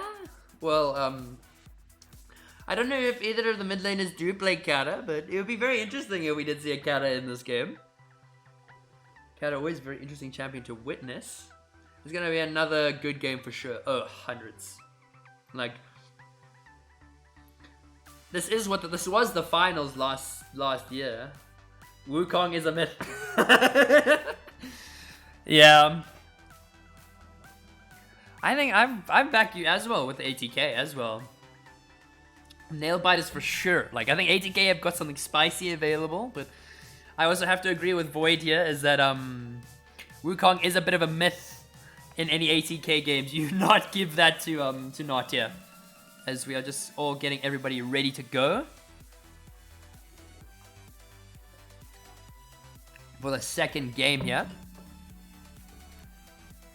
So, are there any champions that we could see?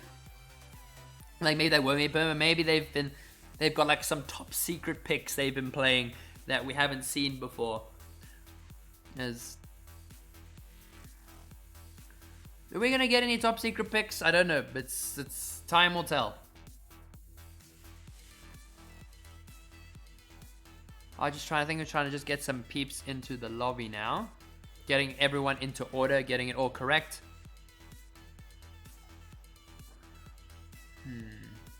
I'll probably only do predictions once we've seen the roster. Well, once we've seen what these guys are going to pull out.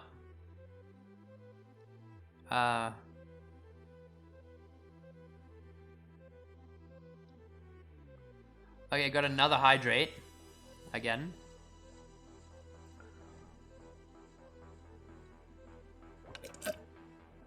Bit of an ASMR here.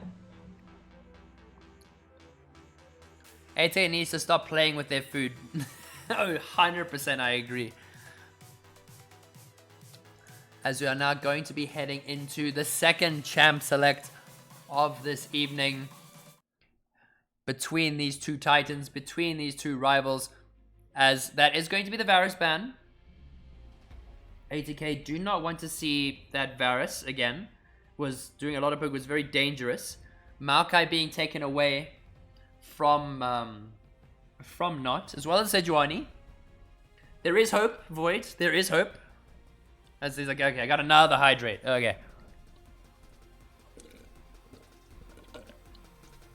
Bit of an ASMR. I'm gonna have to fill my juice at this point. So last ban coming out. So Wukong is up. Just saying. Do you think Royalty have made a bit of a mistake here, letting this Wukong through?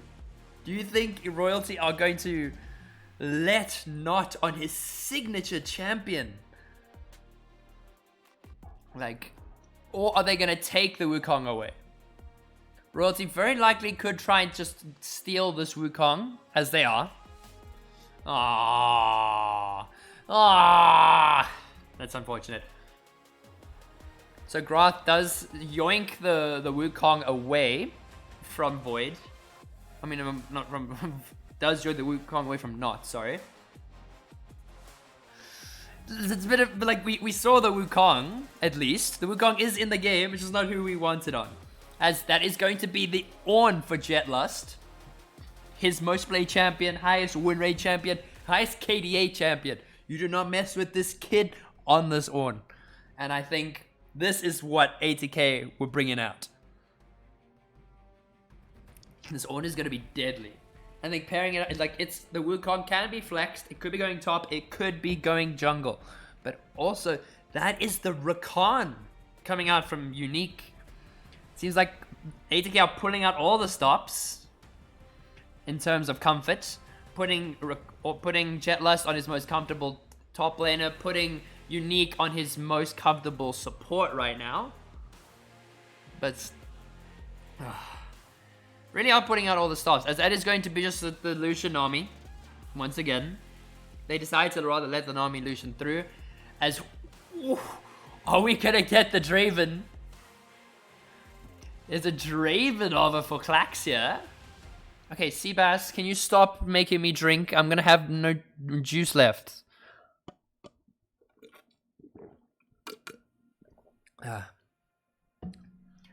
Like, I really wish Lucian Nami would die. I mean, they've nerfed it so many times. Like, it seems like the common bot lane here. As that is going to be the Caitlyn pickup, not the Draven. What a sweet mod you are, Seabass, making sure that I'm not dying, but rather drowning me. At least QM is not here. Oh, now Void is doing it. Now everyone's gonna drown me.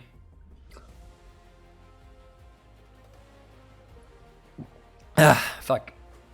Need more water. As the Orianna is gonna be taken away from Spooks in the mid lane. Silas is available, but at the same time, that Orianna buffs were quite intense, so it does make sense that they're taking it away. Veigar is now taken away from Slayer in the mid lane. Do not want him on that Veigar. Very good team fighting champion. I can't be losing my points since yesterday, man. Okay, now Galaxia is out making me hydrate. Guys, I will get water once Champ Select is done. I'll leave you to do predictions and I'll get it. I'll make a note of the fact that I have to drink 2 things of water. Okay? Don't drown me, please. I want to live. As we see the Syndra ban coming out, do not want to give Spooks that either. With the last ban coming out, what will it be? Will it be another target towards Slayer, or will they be taking away something from Not?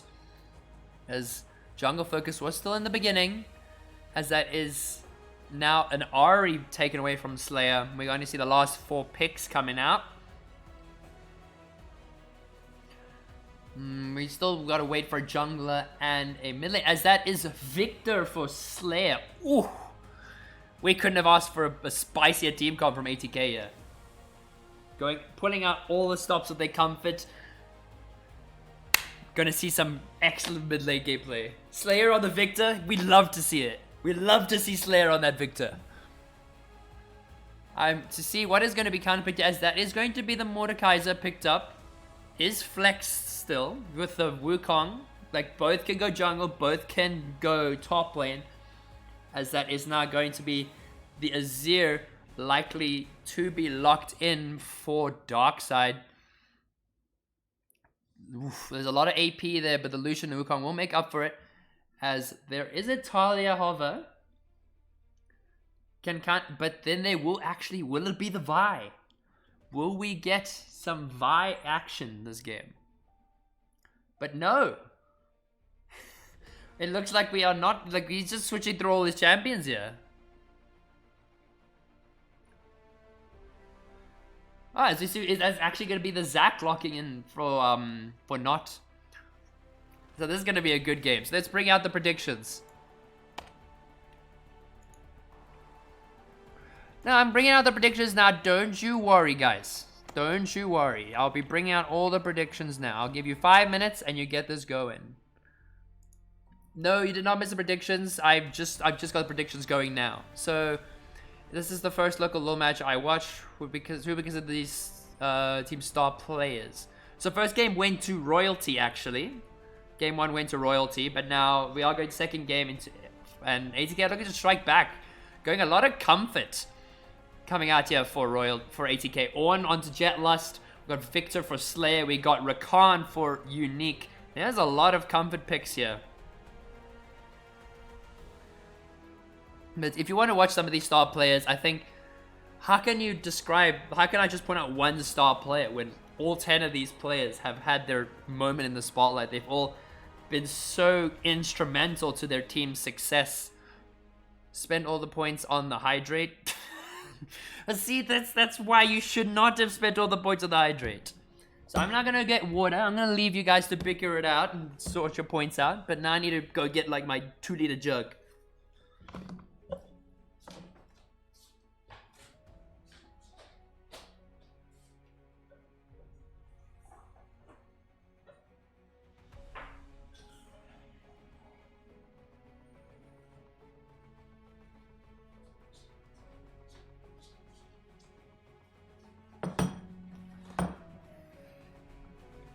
Alright, I have returned. I've got plenty of water because now all you feckers are not going to use all your points to drown me. Which team comp are we favoring here? Like, I know the boys are back. They'll be backing, the boys and girls will be back in their favorites. But team comp wise, but I just have to say ATK here. Like, I mean, they've got so much comfort. They've got so much good hard engage. And it's like, and there's so many ways for them to deal with the hard pushing forward of this Lucian Nami. Yeah, watch the whole first match, trying to figure out who to watch. Like, do any of the teams have a local version of Faker? Maybe not a local version of Faker, but there is a local version of Carrier. But he has since, well, no, he's now overseas now. But it is, you gotta watch for ATK Unique. ATK Unique has been looking to perform quite well. The thing is, Waba has Ornn, so, no, it's not, no, so Waba doesn't have Ornn, Waba has Mordekaiser. They switch sides, Galaxy, don't mix this up. But then you also got to keep an eye out for Darkseid on the support role, also doing quite well. Spooks on this Azir, doing also mad work on the Azir. I would say he would definitely be considered one of the best mid laners in the country. Pairing up with Slayer, as well as Crane, you can't forget Crane. So I think this is going to be a very tough match to decide who wins. Like, everyone's on a comfortable champion. Don't blame you, gal. Don't worry. It's all good. I've also, like, for a second, I mixed them up. And I mix up names. Basically, the support carry. I mean, supports make or break the bot lane. And I think allow for these AD carries to snowball as hard as they can. And these mid laners going to be just juking it out. Both very hard control mages. Zac, very good engage, very good tank, very easy to set up ganks with the Victor and the Ornn. Because what is South African esports without an Ornn player? What, like, I don't think you can say you've officially witnessed South African esports if you don't see the Ornn.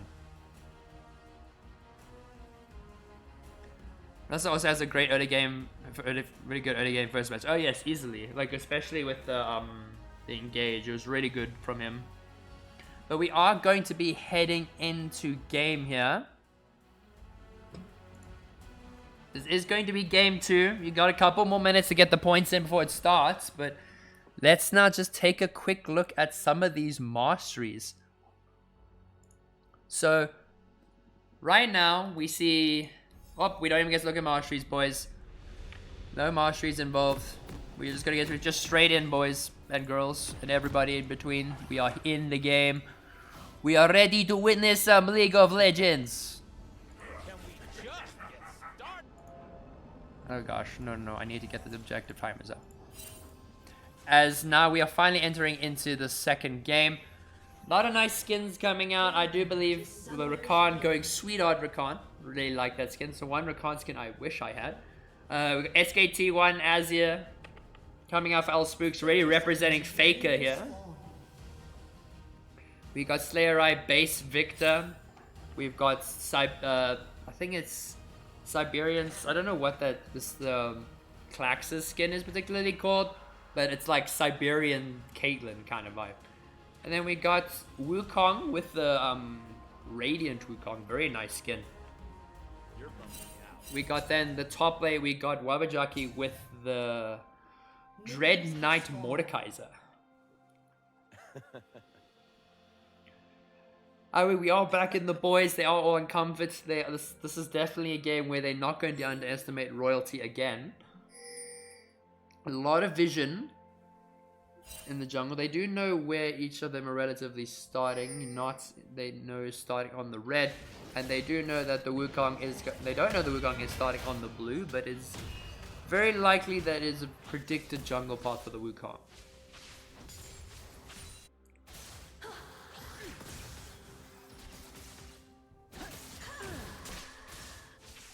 What the heck is that? Alright, so just I'll be right there, so we'll allow that through. Alright, so we got Spooks, we got Slayer, we got them on the comfort, we got the Victor Azir. It's too deadly, but Caitlyn also very much can abuse the range here against Bands on Dark Side, who are lesser on the range side. There's just a lot more fighting happening here in the top lane. Jetlust taking a lot of damage. Unable to get the level 2 early on, but Slayer is just taking a brunt of the Azir's poke. But for a lot of thought going into even the most micromanagement things, as the Ornn does land the W, Bellowing Breath. I believe that is what it's called. Correct me if I am wrong.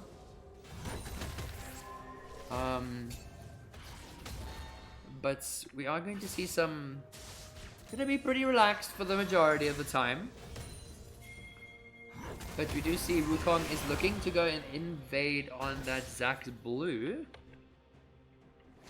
Is doing the blue in the bush. But McGrath will just try and venture in. As does spot Not here onto his Grom. Klax and Unique are going to be rotating to him, so I don't think the Wukong is going to get much out of that. Jetlust also taking a brunt of damage from this Mordekaiser. Ooh, but Not is here. They do know, I think it is very obvious. I think they do know Not is there. They saw him on his Raptors. As a flash coming out from Slayer. That is now a flashless Victor into a Wukong. It is very dangerous. Pay no attention to the cracks. It's just, I think it's unfortunate that Caitlyn has to be playing this a bit more weak-sided. I just think the Nami and Lucian is a very threatening bot lane. If they get too close, it is very hard to even think about going for an engage. But Ornn picked up the MR, did back and go for the TP, so we'll have a bit more lane sustain. And we all know Ornn passive can also save him a lot more there. There's good poke coming out from Darkseid and Banzor. Keeping the bushes control water. I mean, I think those bubbles coming out of nowhere can be rather deadly. The bubble plus the EW max is impossible, as the Ornn going in for more trades onto this Mordekaiser, and I think more MR that Jetlust is able to pick up, the harder it is going to be for Wabajaki to do anything, as a knockup does commit. Grass procs traded. But now Wabajaki is on the back foot here, taking a lot of damage. Woo! Does proc the Brittle, takes a lot of damage. Does have the TP, so it might look to just fit the wave and reset. But, Bubble does land onto the Caitlyn, but there will be no further engage. Slayer taking a lot of damage from all Spooks once again. Very like, gotta trade your health for minions at this point in the game. It's just, you gotta make sure you respect it, as still trying to get some gold, some trades out. And at the end of the day, ATK know that they can play for the team fights. They're much better off with the team fights with all this hard engage. Where that is actually going to be the bubble landing, but still also no engage, with Darkseid taking a bit more damage. So yeah, Victor is just having a really rough time here. So Wukong clearing out some vision in his own jungle, while Zac is busy clearing his top side. Slayer just under half health. Try and get some poke onto L Spooks. Picks up the shield, but Wukong is looking to gank mid. They do know Slayer has no flash, so he is at a lot of danger here. So you don't want, as there actually is a Death Realm fight here. Banzor, I mean Wabajaki taking Ornn into the Death Realm, but nothing to happen, as Azir actually picks up first blood onto this Victor here. No flash on the Victor. Very easy engage. And yeah, definitely the best way to abuse a flashless Victor, as L Spooks does also not have as much health as he would want, and mana too. Will not push up at risk of the Zac, and will rather look for just a very easy reset. So looking at Wabajaki here, he is somewhat sustaining pretty well in this lane. But Ornn is just doing Ornn things. Trying to desperately build his item, but at the end of the day keeps getting interrupted. It's rather rude to interrupt an Ornn when he's building his items. But now with Unique and Klax having a slight upper hand now due to the range, able to just pressure the Nami and the Lucian under their tower, abuse their range. And we do see, I keep thinking that is like an ulti of sorts, but it's just the double, it's just the passive. So Wukong is going to be looking to push into the enemy jungle, look for an invade. Not is bot lane. Massive trap coming out onto Banzor, but Ornn getting hit by the Mordekaiser E, trading out with just a bit of the brittle, playing aggressively. I mean, they know that the Zac, I don't think they know the Zac is there, but I think this is the pressure that they need just to make sure they can push it out so there's not going to be any aggressive trades. And Klax and Unique will push under this tower and have already picked up 2 plates. So already getting a bit of gold ahead there. Can't really stop them. Rakan coming out with an excellent poke. Keeping himself very healthy. As the Shurima shuffle coming out from the Azir here. Wukong coming in with a Cyclone, and that will be another kill to this duo of the mid lane and the jungle. Slayer is just not having a good time. It seems like they are prioritizing him, are putting him under a lot of pressure. And it's just making it very hard for Slayer to do anything here. Zac is here, is available. Wanted to see if possibly Azir was going to push forward. Does go for the leap onto the Azir. Does land the Q, but will be nothing to it as Wukong is starting the Rift Herald.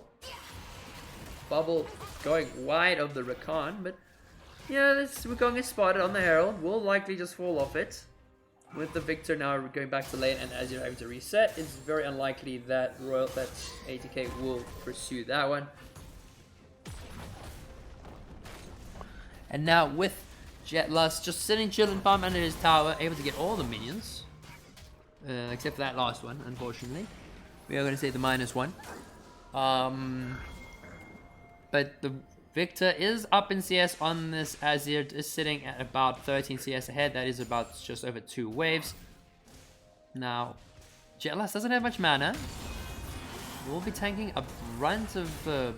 I keep saying brunt. I need to stop saying brunt. One guy just going on for these easy trades knows that the Ornn can't really trade back, especially with his deficit of mana. Ornn desperately just trying to wait out for his teleport to be up, so he'll build his item, wait for his TP, will come back, but Shurima Shuffle is up in 7 seconds. Does look like they're going to try and make this play in the mid lane again. But now with the Nami and the Wukong on the Rift Herald, it does seem like the Rift Herald will be going over to Royalty here, but Zac looking to make the proactive play in the bot lane as this Lucian is looking rather diveable. Caitlyn shoving the wave. There is no Nami there. Azir is there as well. Just to kind of protect Vanzor. He was under a large threat. He does use the colleague just to kind of clear the way, but this Caitlyn is just picking up all this plating, all this extra gold, and it's got more CS. Like that is 4 plates already gone to the side of Klax and Unique, who are sitting about 1,000 gold ahead already. 1,000 gold lead right now for this Caitlyn. Zac looking in for the dive. Rakan does use the quickness. Lands onto this Lucian. Lucian doing a lot of damage. Trap doing a lot of damage as well. Caitlyn just picking up the kill onto this Lucian and using the ace in the hole, taking down Nami, putting him at a double kill as now ATK are on the board. Zac does get passived, but does make it out alive. Very grateful for that, but that is first tower already.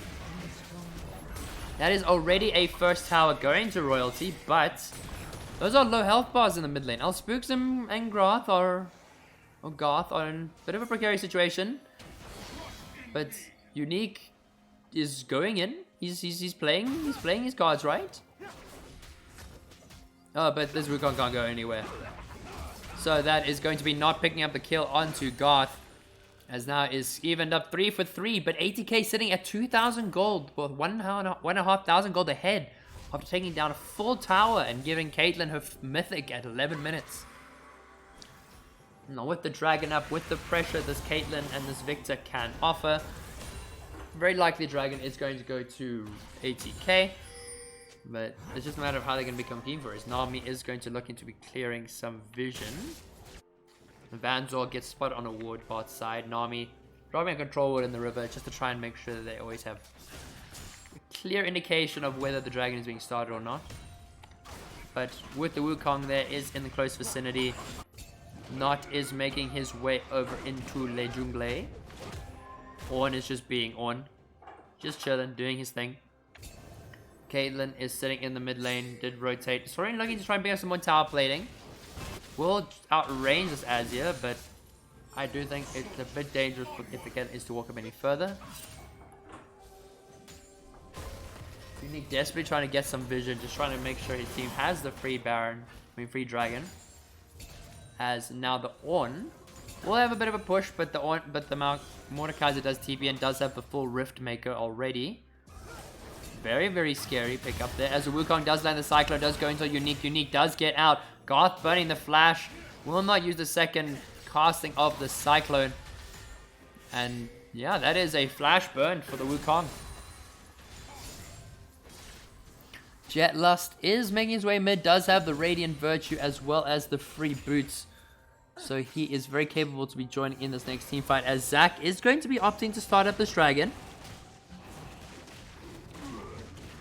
Unique will just come and assist. The Zac not taking as fast as he would very much like to, but there'll be no competition as Ornn does get taken into the Death Realm, sent to Brazil.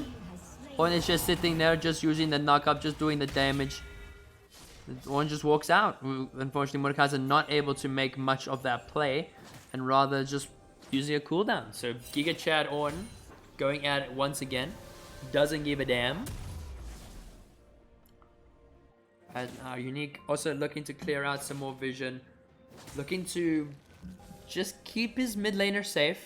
Especially now with the Caitlyn being in the lead. Does have a shutdown. Does not want to get caught up by any unnecessary ultimates.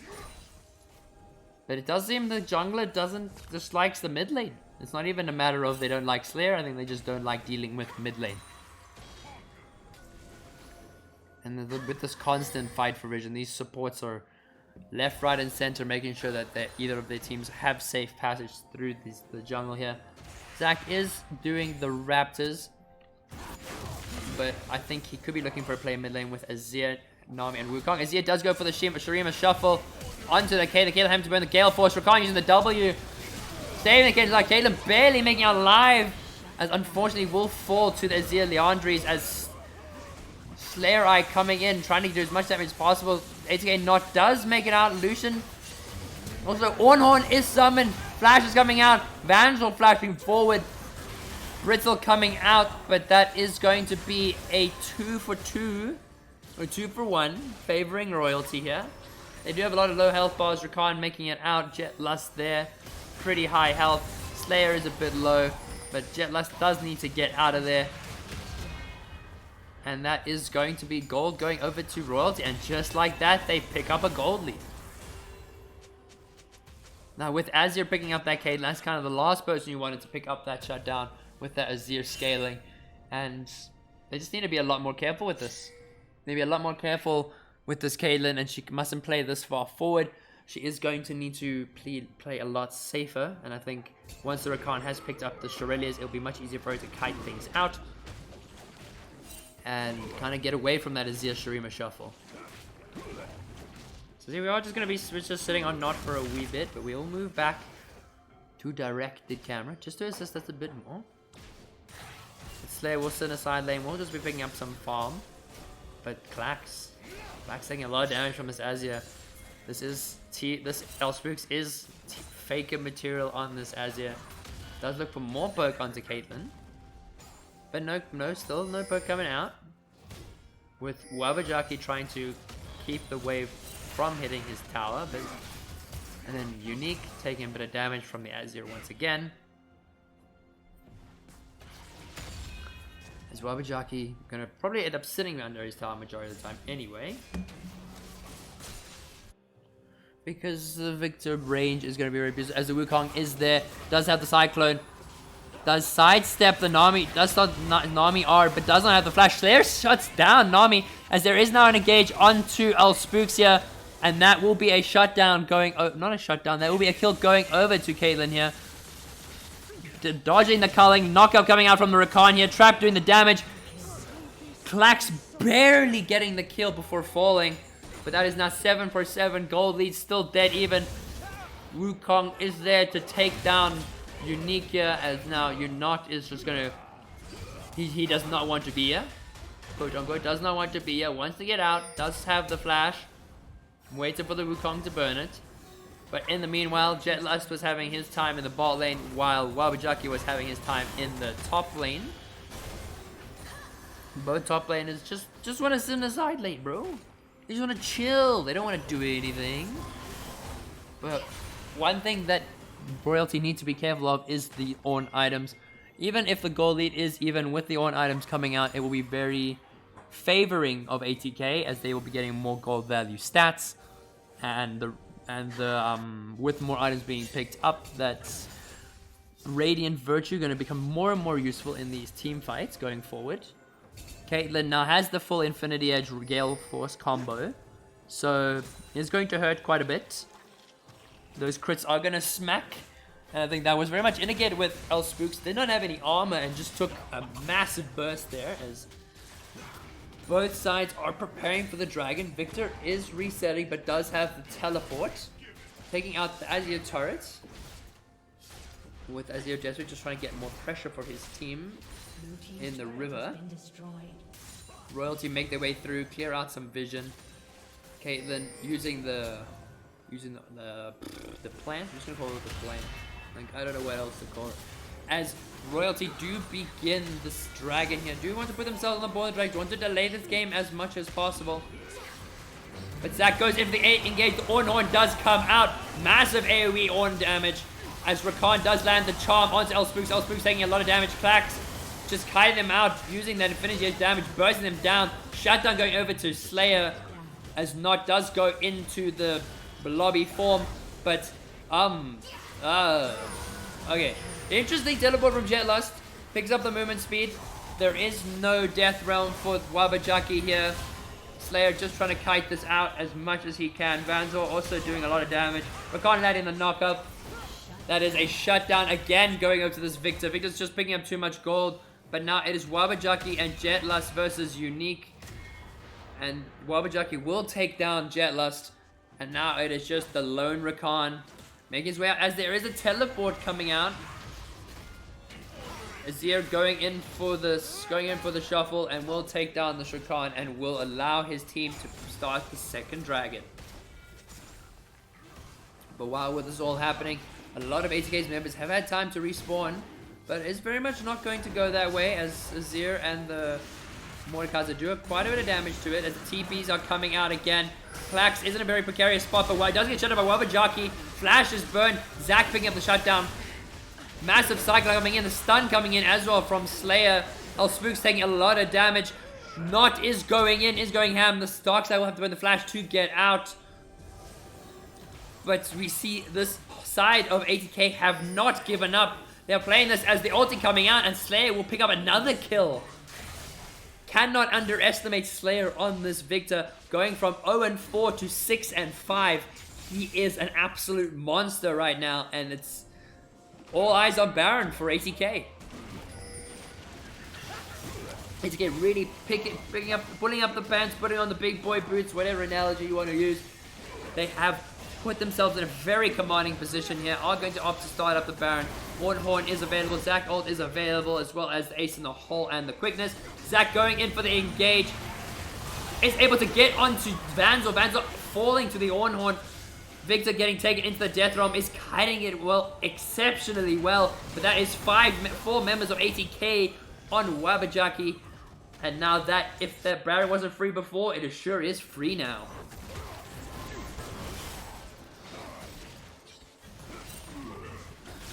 Very good calls coming out here from Zac. Instead of rushing the Baron, they do go for the turn. Does get the Q land onto this Lucian, and I think giving the comfort to ATK has been the downfall of Royalty in this game. giving Get Lust his own, giving Victor to Slayer Eye, and even the Rakan. This Rakan is doing so much work for his team. Very much allowing his team to follow up with the engage, keeping them CC as long as possible, letting the Caitlyn get the autos off, and now with 2.5 full items, this Caitlyn is also going to be absolutely destroying a royalty with no one, not one person has any form of armor. As Cyclone Flash coming out, Gale Force coming out from Caitlyn, yeah, is fighting it out. Grant just dropped the second cast of the Cyclone, but Grant barely getting out alive. Vanzor is there trying to do as much damage as possible. Will should one-shot the Rakan, but the Lucian will fall once again. Zac jumping in, massive ulti coming out from the Zac. Ornn just walking away, but Spooks has been left untouched as he is going to further go into the backline, is going to take down the Ornn. Does burn the flash, try and get out, but Webjackie and Spooks deny that with Victor in the top lane. Did not have the teleport, and unfortunately that is going to be a 3 for, well actually it's a 3 for 3, is fairly even. Well, 3 for 4, sorry, my bad. Clearly I can't do math. 3 for 4, Victor picking up a tower in the top lane, very worth for the side of ATK. Victor getting more and more gold. We can take a look at this Victor. He is sitting at 1,100. Is about just over 1,000 gold ahead. Oh, as the we see the EMS going out from Wabajaki, unfortunately. But gold-wise, Ornn may be behind, but this Ornn is doing massive work in the team fights here. 200 gold lead for the Zac. About a 700 gold, like about 1,000 gold lead for the Victor. Okay, they're sitting at about almost 3,000 gold over this Lucian, and then Rakan and the Nami sitting fairly even. But that's just how support goes. As there is going to be preparation for this dragon. Got a minute and 10 seconds, still it's up. Not is just going to pick up the skull elf, but utilize a little bit more vision. Caitlyn is by herself, does have to get out, does flash, but will fall as the Wukong Cyclone and Shurima Shuffle lands. That is a big damage dealer that is going to be missing for the side of ATK. Rather than going for the dragon, they are going to just utilize their mid push. Zac going in for the lead, Nami going for the bubble. Ornn is called. Spooks does not have the R, and the Slayer is in the backline. That is a dead Nami. Massively good TP coming in from Slayer, as Royals are caught completely off guard. And now there's a double kill going over to Slayer Eye. Slayer Eye turning this game around. First game, decided he did not appreciate the camp and has made the effort of putting royalty in their place. This Victor also picks up the first Ornn item of the game. We have reached that point where Ornn can start giving a bit more of the damage, so we will have a quick hover over it. So he does pick up the Eye of the Luden, which gives him now more AP, more Magic Pen mana, and more ability haste. More kiting potential, as now ATK are looking to pick up the second dragon and begin the dragon scaling.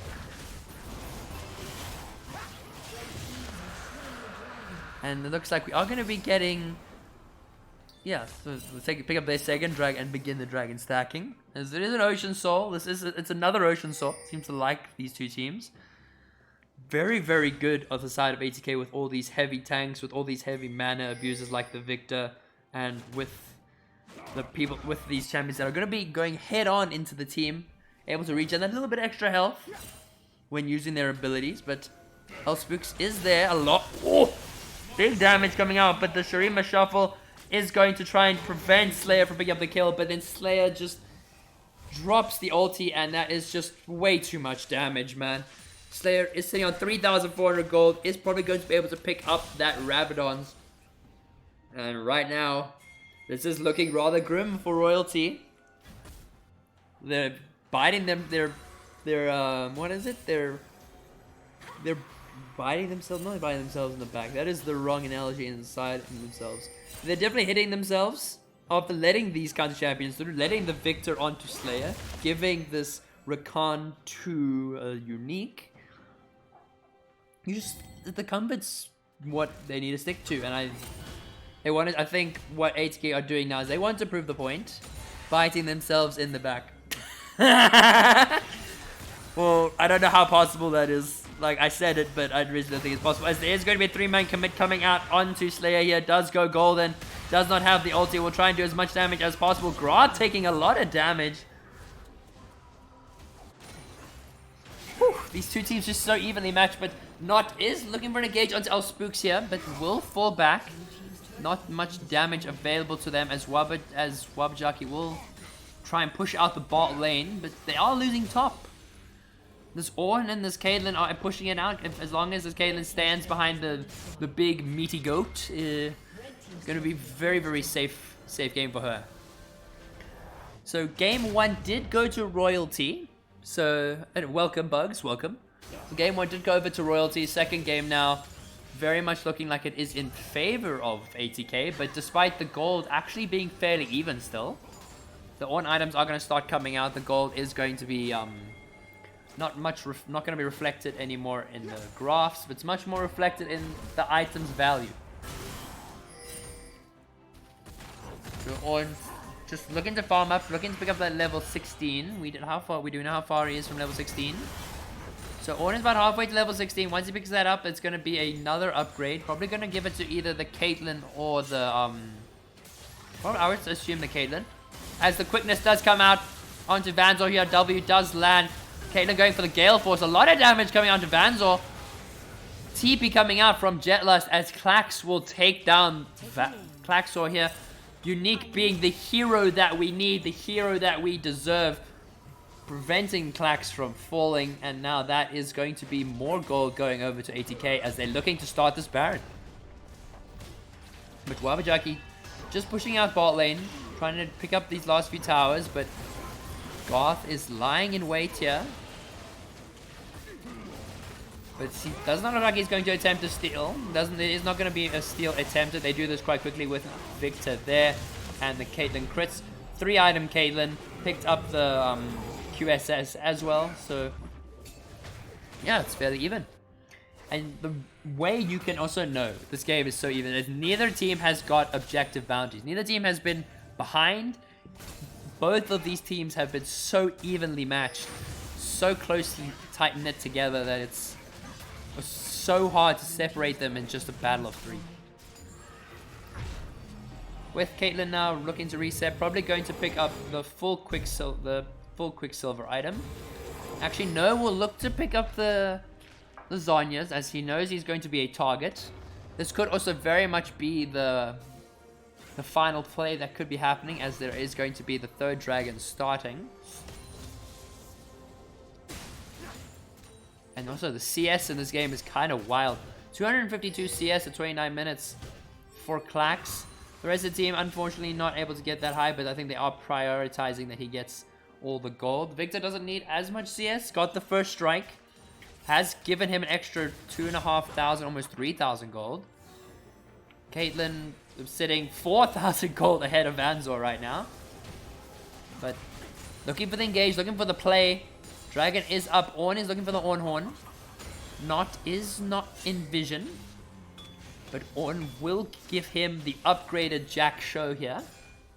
Which I don't actually... It's called the Unspoken Parasite. Damn. I thought Teemo was an Unspoken Parasite.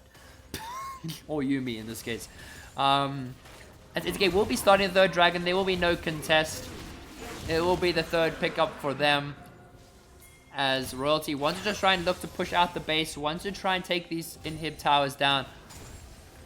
But the items that are coming out. The Baron with the 3 dragons.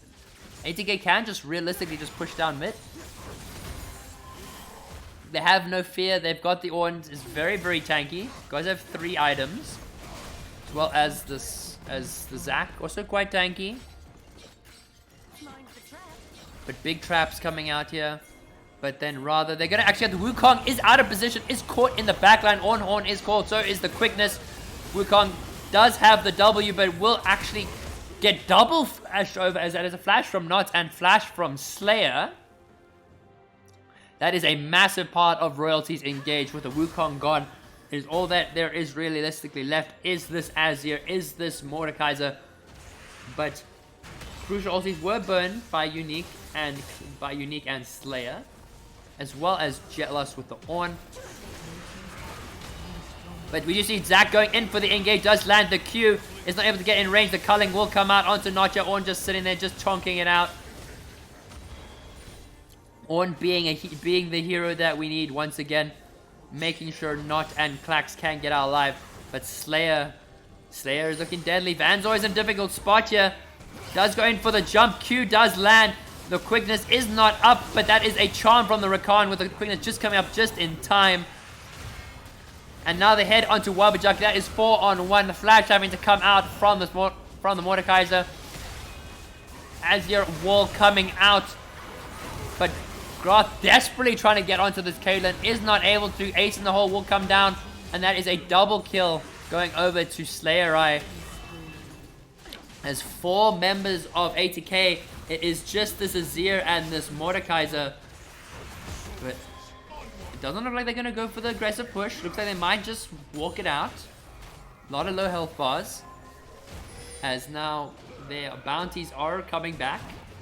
As the goal lead has surpassed about 5,000. So I think also Royalty are getting a bit more gold in their back pockets if they manage to get these objectives.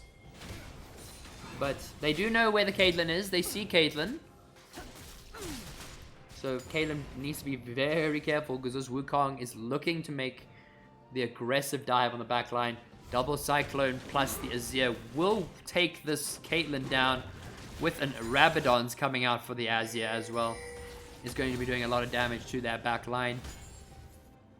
It's a lot of, we're going to see some full builds coming out here as there's going to be as Slayerai is working towards his Void Staff as the QSS also still being worked on by Klax. Also picks up the Guardian Angel. He needs to be alive in these fights, making him less of a target. But one thing I do think we have to praise is the supports in this vision score. We got Unique sitting with 129 vision score on this Rakan, 79 for the Nami. But at the same time, Jungler is also coming in clutch with his vision score. Ornhorn is called. Sharima Snuffle does try and get the backline. Klax is trapped. But that is multiple members of ATK on the backline of Royalty. Rugon taking way too much damage. Spooks getting absolutely annihilated by Slayerai. As ATK now get the ace, are going to be looking to close out this game and take us to game 3. It is Wabajaki against the world here. It's facing up against 3 members of his team. But at the end of the day, the rest of ATK are just going to be taking down these towers. Zanya is coming out from Slayerai. Yeah, Wabajaki is now coming out of the Death Realm. A lot of damage coming out. ATK are in the base. They are taking down these towers. Ornn is just sitting there tanking. And that is going to be the Nexus exposed. ATK are going to take this Nexus down and are going to take us to the Silver Scrapes, which is game 3.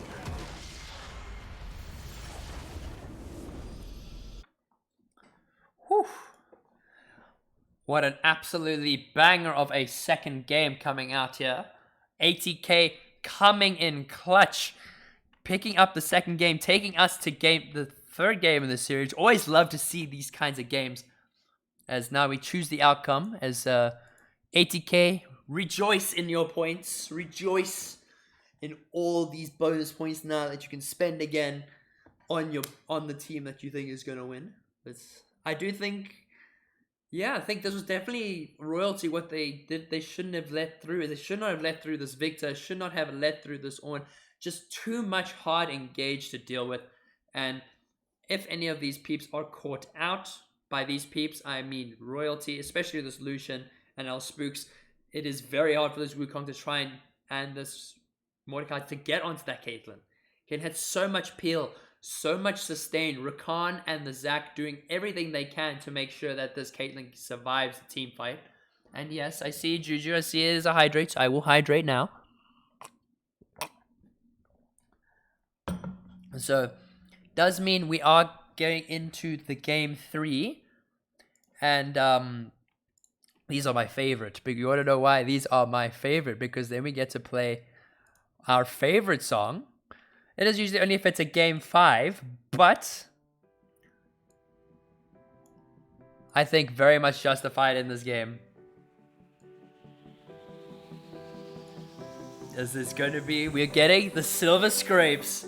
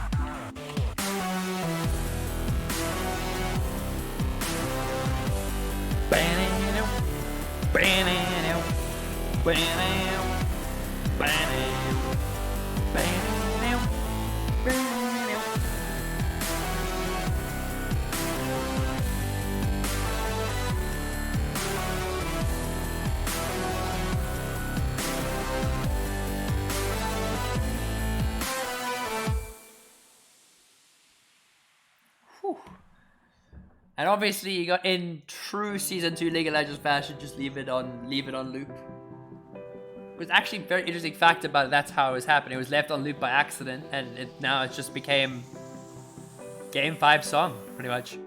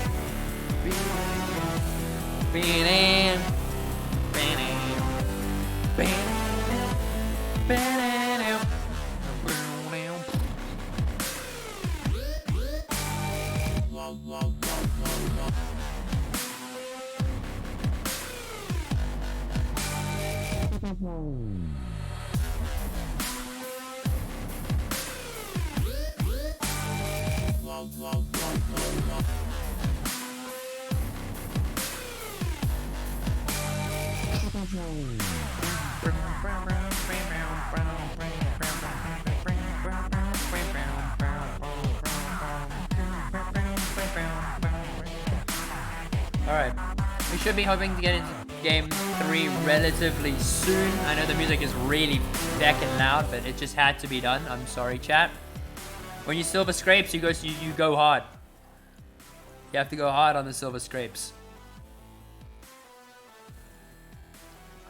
Like, one does not simply not silver scrapes this. Like, for real. I'm gonna take a drink of my water. Whew. You love to see it.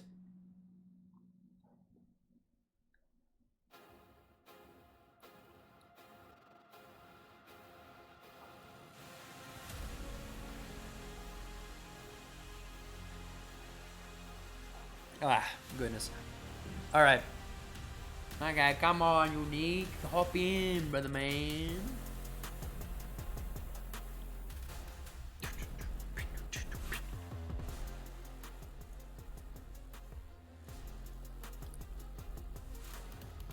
Alright. Well, I think let's just like take a quick look again at what we think could likely be banned. So from the first game that which we have witnessed, you do not want to be giving any, like, you don't want to be giving Klax any of his carries. You don't want to be giving Klax the top tier 80 carries, which he is known to play. Just very easy to cut it out. Do not want to give Rakan to Unique. He's very scary on this Rakan, and I think there's going to be a big change in bans if Royalty wants to look to close this game out.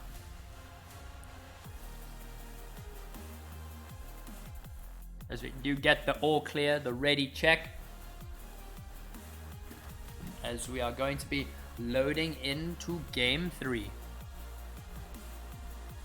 Just give it like, we're gonna give it a couple of seconds. Uno momento. 3 seconds.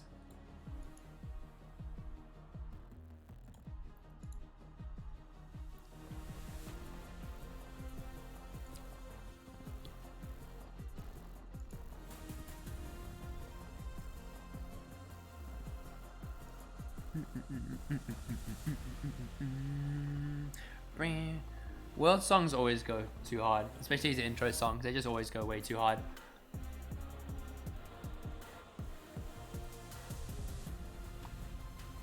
Yeah, so just are waiting for the all clear from ATK. And then we should probably be getting into the champ select. Okay, we're getting the all clear from Royalty. Getting the all clear from ATK as we are now hopping into champ select. So you're going to do a bit of a throwback with not all of them. I mean, not all of them. Yeah, that's true. I mean, for me, personal banger was Rise. Love Rise. Favorite world song, without a doubt. Even, and also the taking over, because it's got Mr. McKinney from Day to Remember. Love to see it. I see the Varus ban coming out from ATK. Don't want to see that Varus. The Maokai also taken away from Not. Silas taken away from L Spooks in the mid lane. Very much we're gonna see we're gonna see the Wukong ban here. It's gonna be a Wukong ban for sure. As there's now a Sejuani ban coming out. Don't want any of these hard engaged tanks. As the final ban of the first phase is coming out. That is going to be the Shen. Shen just made too much of impact first game, and I think ATK do respect that. They do realize that it is in their favor, but the Shen doesn't get through. And then lastly, last ban. This is gonna be a tough one because you're gonna leave a lot of comfort picks open, as it is the Wukong.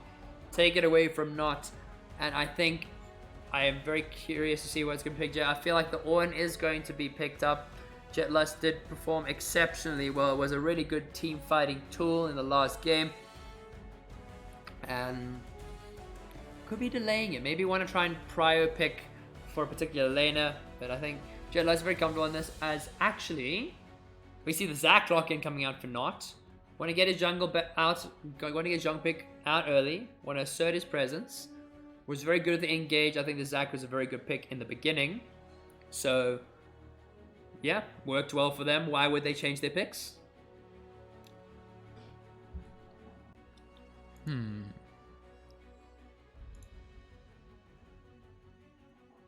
As you're also going to be seeing the Ornn actually picked up for Royalty. Do not want to give Jetlust the Ornn again. He was just too good. I think he was just too capable at making the plays. Always, you gotta love the Big Daddy Zac, huh? Zac makes or breaks the games with these kinds of engage, but very curious to see what they have in store to counter the Zac. As there's now a Caitlyn pickup, they're just gonna try and build the comp that ATK built.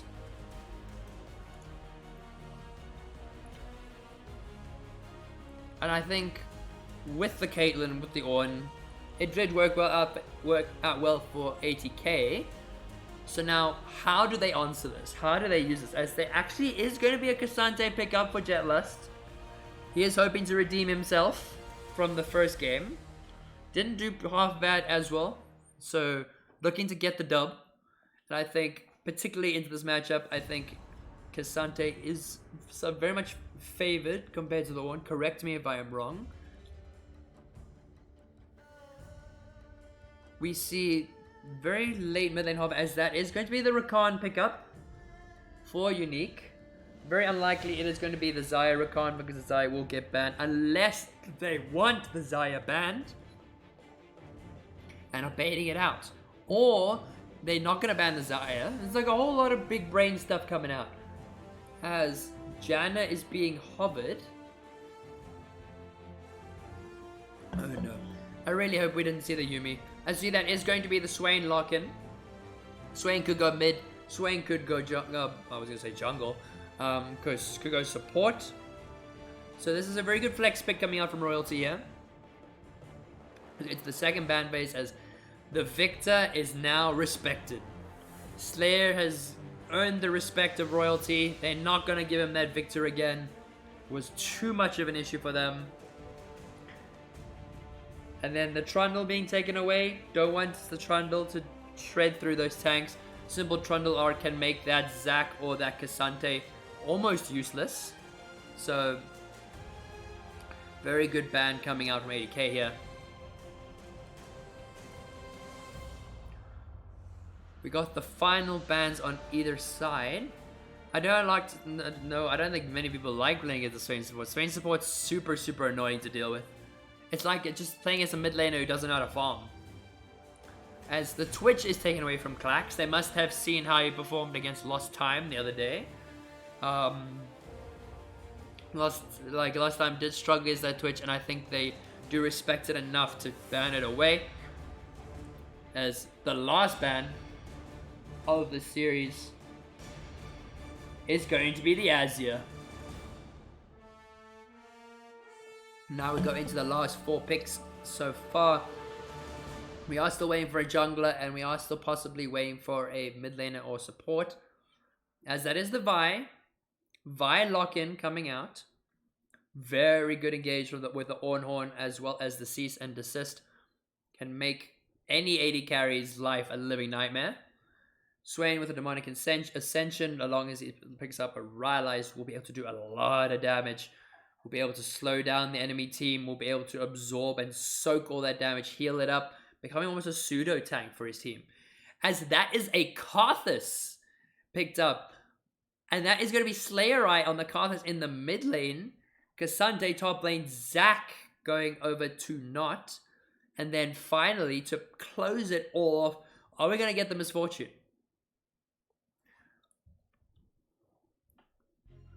We do see is no Misfortune. The Kai'Sa is being hovered here. Very smart pick coming out there from ATK. The Misfortune would be a sitting duck to Vi and to the Ornn. But that is now a Kassadin. Oh my goodness. That is a Kassadin for El Spooks. Swain in the support role. And then, yeah, it's just... that team is disgusting. Kassadin, very broken champion right now. Can abuse the Seraph's Embrace. Can abuse the Rod of Ages. So right now, this game is on a timer. Since with the Kassadin locked in is on a timer. With the Ornn items also making this Kassadin a little bit stronger.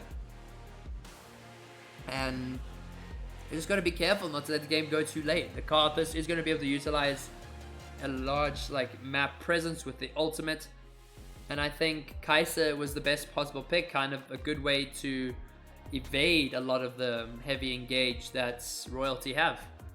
So now we will be doing the predictions. Be sure to get all your points in, get all the predictions in. As who will take game 3?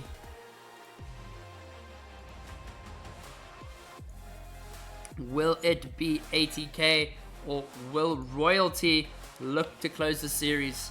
ATK looking here to make the reverse sweep. Oh yeah, it does. It looks mega toxic. I mean, it's the Kassadin. The Kassadin kind of adds to that. Very annoying team comp. All the Vi needs to do is just to see one of the carries and just drops the Cease and Desist. Or an ulti can just massive AoE. Swain can just get into the middle of that team, drop the Demonic Ascension. A lot of damage will come out. But just gotta hope that ATK play this out. So what else are we thinking? Which team comp, as much as their team comp is toxic, which team comp do we think is the best? I would like to hear from what chat you guys seem to think yet.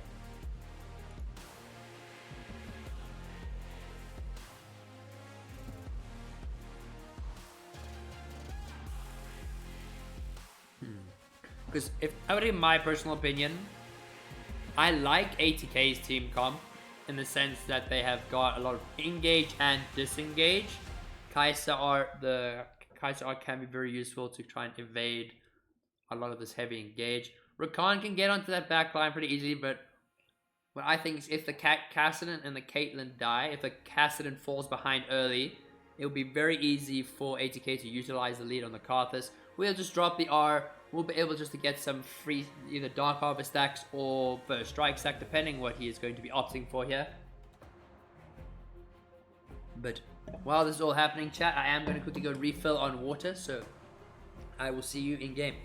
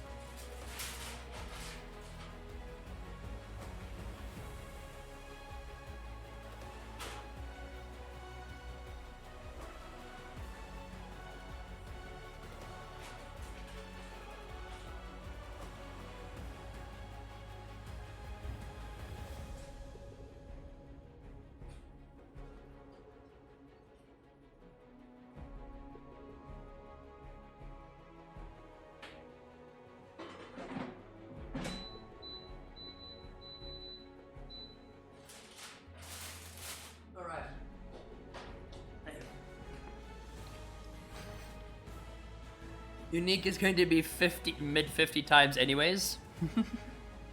Alright, I have made my way back. We are going to be hopping into game here for the final battle between these two titans, for the final battle for that series, for that top spot in the groups. And I think, let's just take a look at the skins. Hopefully we can take a look at the skins. We gotta be quick here. A lot of Mastery 7s, a lot of cool skins here. We got the Elderwood Orn obviously coming out for Wabajaki. Hextech Swain for Darkside. We got IG Kaiser, and then Grim Reaper Karthus. Gotta love Grim Reaper Karthus. As we are finally in game now.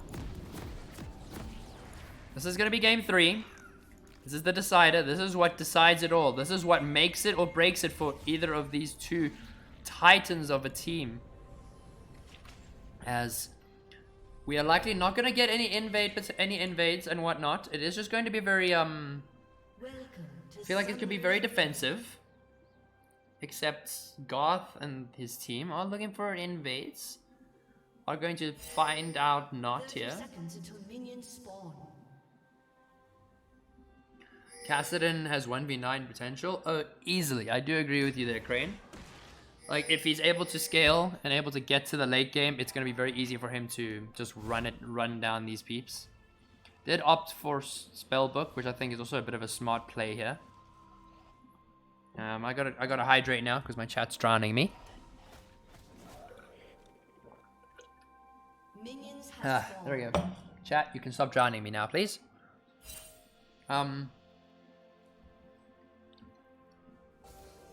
We do see Not does spot the ward and does give over the gold to Jetlust and Slayer, who will have a bit more of an advantage now to get the gold. I can very much vouch for that, Void. I think ATK have made it, they're making it their mission here. They put Slayer Eye on another one of his comfort picks, and is what keeping Unique on this Rakan is also something that they maybe should not have done. But else Spooks is also pretty scary on this Kassadin. It is a timer. It is about 20 minutes, give or take, before this Kassadin starts becoming an absolute menace. So ATK have to be very, very careful on who they give their gold to.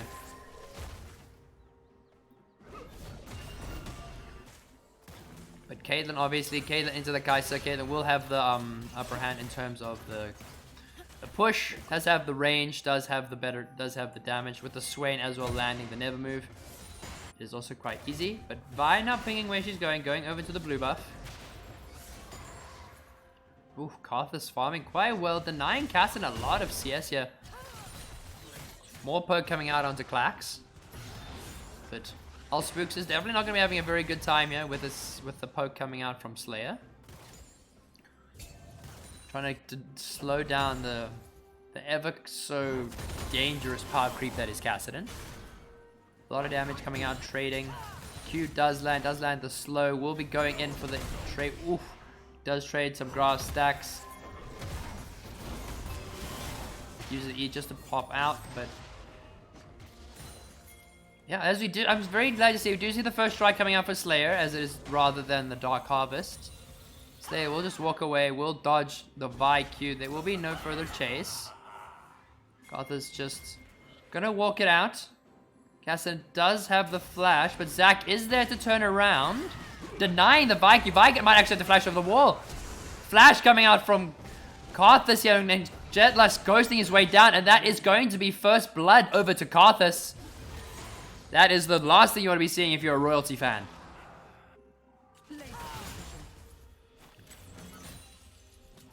And that was definitely a very good roam coming out from the Cassante here. Able to deny the Vi at a gank, as well as give the Karthus some more gold. Does have double buffs as well. So is going to be an even bigger bully, giving him more potential to do damage in the mid lane. Whew, whoosh. Hitting all the skills. Clax out, you're hitting all the skills. As Wabajaki is being pushed, is pushing this Cassandra under his tower. Does have a slight CS lead because I believe the roam he was denied a lot of minions. Q coming out for Unique. Trap does not land onto this Rakan. But still, this is just not a fun game for this Kassadin. Especially now with this Karthus picking up the double buffs. Not is in the bot side. Could possibly looking for something in here, but there is a red ward in the tri-bush. So we'll opt for a lane gank rather. Sitting as far back as he can, trying to stay out of vision. Zante denying the CC, but I think what I need to be very careful is Zac is here. Is going to slowly walk up just in and out of vision. Zante trading grass stacks and further just being a nuisance to deal with as Karthus is in a bit of danger here. Vaiku does go out, but Kassadin does not have any engage tools, not until level 6. Is still sitting at level 5. So now Slayer is looking to make sure this Vi does not have a good time. Looking to take his jungle camps. Knows that there's literally nothing that the Kassadin can do. There's absolutely nothing. And yeah, this is a Kassadin or Kai'Sa game. Who will win? Will it be the daughter? Will it be the dad? We'll have to see. But Karthus looking very healthy, looking very capable. Is going to look for the first reset. Does have 1700, so we'll be able to probably pick up the tomb, the the lost chapter, maybe even a dark seal, but rather goes for another amp tomb. Has a lot of gold, has a lot of damage. 95 AP already, does have the Requiem. I needed to remember that. I almost called it something completely different. Requiem going to come very useful for either side of the map if either Jetlust or the bot lane are looking for engage. Karthus just drops the Requiem, and that is going to be a lot of damage and free gold as well because he's got the first strike. Sitting at a very healthy about 600, 700 gold lead over Kassadin, who has just ticked over to 6. Now is capable to try and trade back, but Zac is in a bit of a precarious spot between a rock and a hard place. Does spot out the Vi, trying to attempt the dragon. But Cassandra also going in for the all-in here. Ornn landing the Ornn horn, but Ghost coming out from Jetlust. That looks like it's going to be a kill going over to Jetlust in the bot lane. As it's going to be a 3v3 for this dragon. Garth is just trying to start it. Rakan going in for the flash top. He does deny the Vi engage. Requiem coming out, doing a lot of damage to Vanzor and to Darkside as Klax and Unique are looking to continue the chase. The chase will be abrupted. Will be interrupted. And now ATK are looking to pick up the dragon. With now the Kassadin picking up level 6, will be looking for more engage. Does have the, I believe it is the Rift Walk. It is a very expensive cost now. It does cost 600 odd mana. Goes for the flash onto Slayer. Slayer does live. That is extremely unfortunate for El Spooks here, as there was a flash from Kassadin. Does not have anywhere to go. Not does have the flash. Will be able to get out as not actually burning the flash too. Also, as the passive is actually burned. Passive is burned from the Zac. And also will make it out alive. And actually also indirectly hold the wave. And unfortunately I have to go. Good luck with both teams. Thank you for the stream. Thank you so much, Juju. I hope to see you soon. It was good. And yeah, thank you so much for tuning in. As ATK are sitting at 3,000 gold lead, as well as 3 kills. Darkside pocket these E's very quickly. But yeah, Karthus also still in commanding spot. Has the Fiendish Codex as well as the last chapter. Going to be opting for the Leandries. But yeah, Cassante is doesn't seem like it's a very fun matchup for Ornn in all retrospect.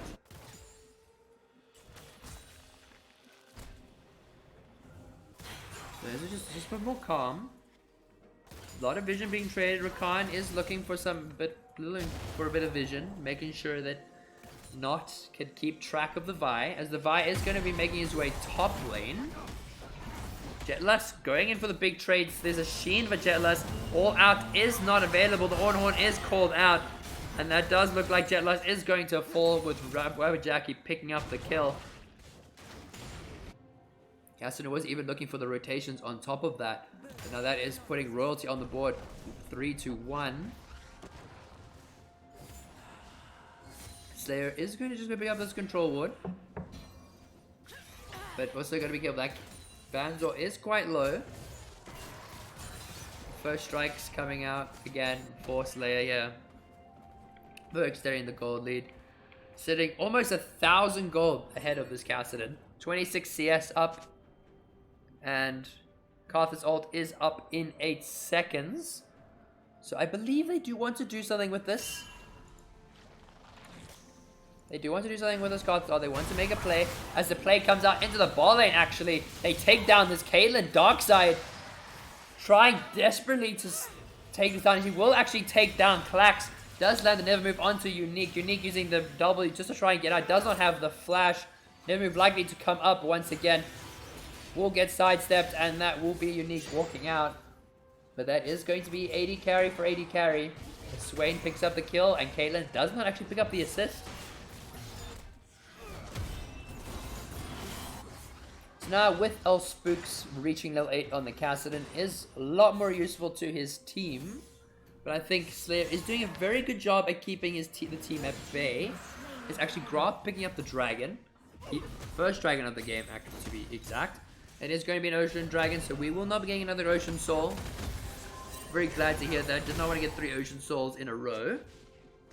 So, keeping track of the Karthus R is definitely key, because that will be very much when any sides of the map will be looking to make a play. Jetless now in a very good position to abuse Wabajaki with the Sheen pickup and the Kindle Gem. And now Vi just going to be clearing out some of their camps. Hopping over the wall. Swain has made his way mid. Probably just looking to try and assist Spooks in the push, but that is a full Leandries coming out from the Karthus already. 11 minutes. This is just the same thing that happened last game. 11 minutes. First mythic coming out again from ATK. Very commanding position, but Unique is trying to see if he can bait out Darkside, but Graf is here too. Vi will not look to hang around, will opt to just get the reset while the Zac picking up the Scuttle. Yeah, Darkside Banzor very healthy, very much able to keep their range, and stay very far away from the Rakan engage. Zac trying to hang around, trying to see what he can do. But now Vi has now realized that her camps are not up, so Vision was spotted. Unique now clearing out more and more Vision. Has already got a 16 Vision score, as well as Vi getting a 14 Vision score. Ooh, this Karthus is going to be a massive problem. Vi is in the lower jungle, bot river, looking for an engage. But Unique does spot her, so they do know, Slayer does know that the Vi is coming. But that also means Klax has to play a bit slow in the bot. Unique is spotted on a control ward. Brittle does not get the CC as Kazande can just deny it. Gotta love it that Kazande can just deny it.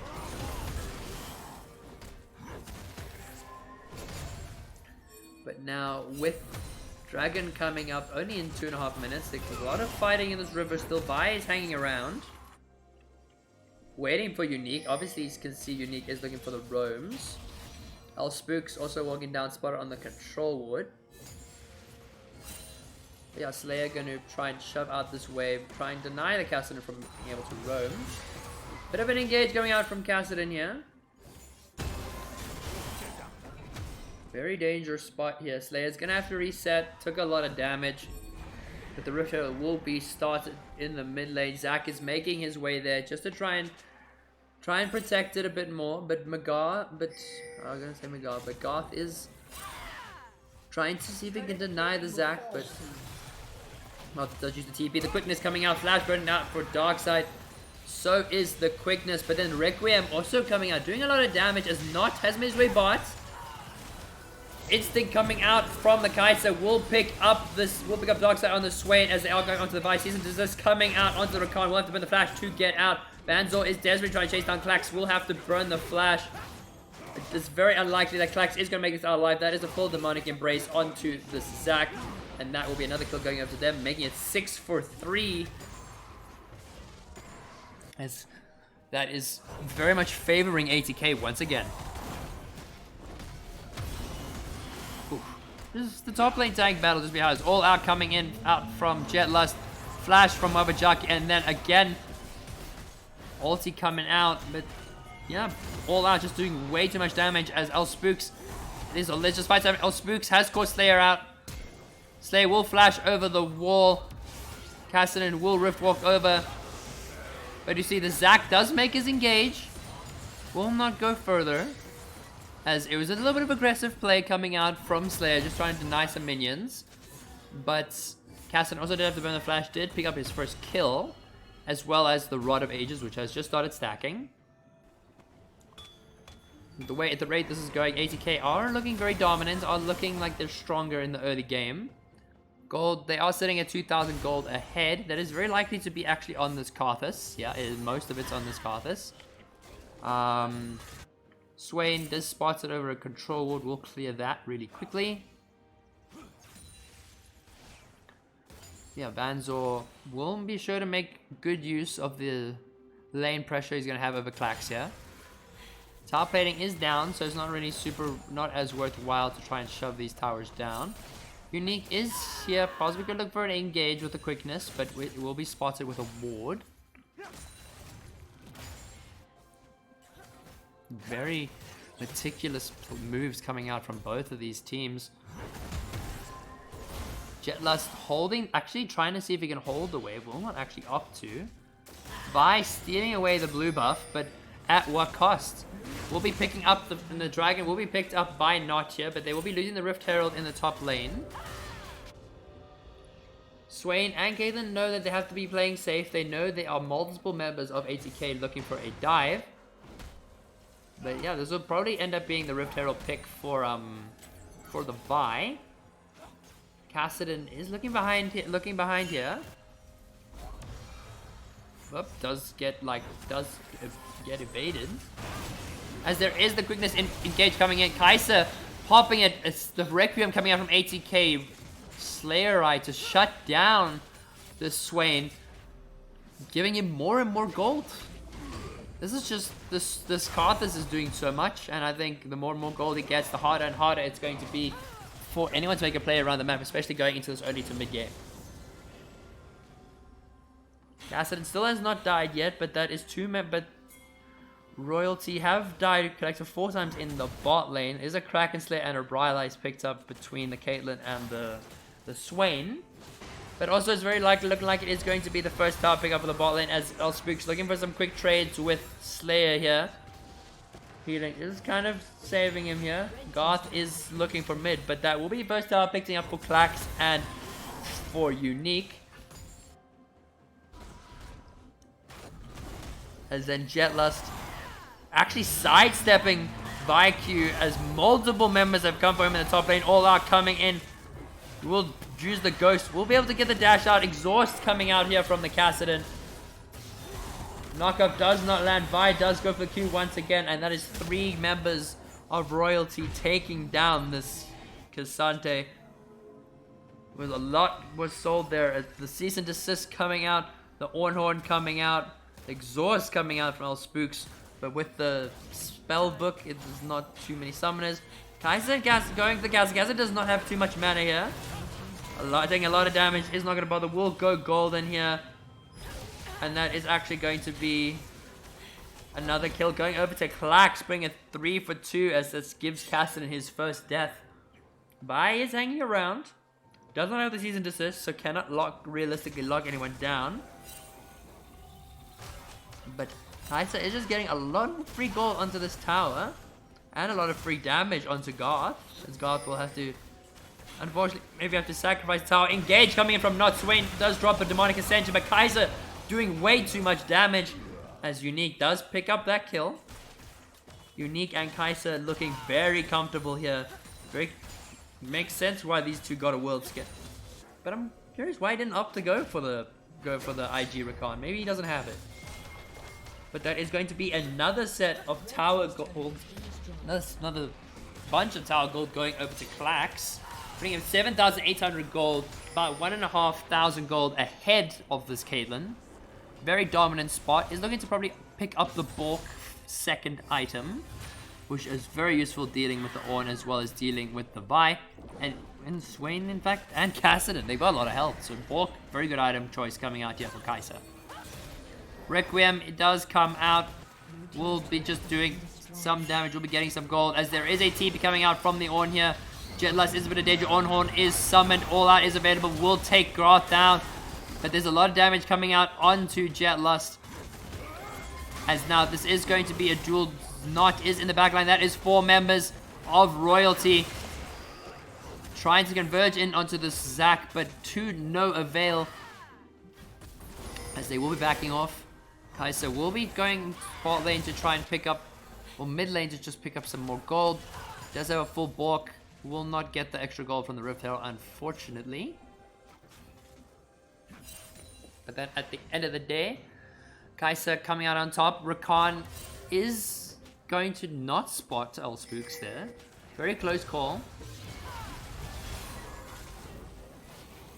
But yeah, they need to be very careful. Kai'Sa needs to be very careful playing too close to Cassidon. Is sitting at level 12, does have the Ghost on the Summoner spells. Okay, then picking up a tower in the top lane. So that does put her in a pretty okay position in terms of gold, allowing her to pick up some more MR. Rather opting for a Null Magic Mantle just to kind of deal with the Karthus R, Zac engage, as well as like some Kai'Sa magic damage. But not as... He's looking for it. He's looking for the engage. He's looking for that fight potential. But with this dragon now coming up, Cassandra does have the teleport. Ornn does not. So Objaki would not need to make his way down to the dragon. But the Zac is going to be opting to start it. It's going to be starting off the dragon. There's going to be 3 members starting off the dragon. But we see Garth is going to be fighting this Cassandra. Cassandra doing a lot of damage. Season Distance coming out, as well as the Ornhorn and the Ace in the hole, just to take down this Cassandra.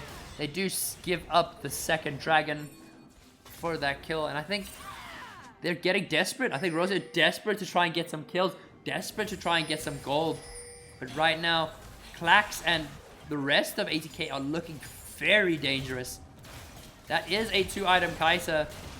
Zac looking for the engage. The dive comes out. Requiem coming out. Sweat. Demonic Incense trying to do as much damage as possible. But they just get absolutely annihilated as the quickness plus the instinct from the Kai'Sa is just too much. And right now, Kai'Sa is looking absolutely unstoppable. With Royalty making all these very harsh decisions, trying to see if they can maybe get some shutdowns around the map. But this Cassandra is just baiting all of them. The carries of ATK have the gold that they need. Klax does have the 2 items. The Karthus also has the 2 full items. And I think it's not a particularly good spot if you're a Royalty fan here. Hassan a bit low on mana. Probably going to look for a quick reset.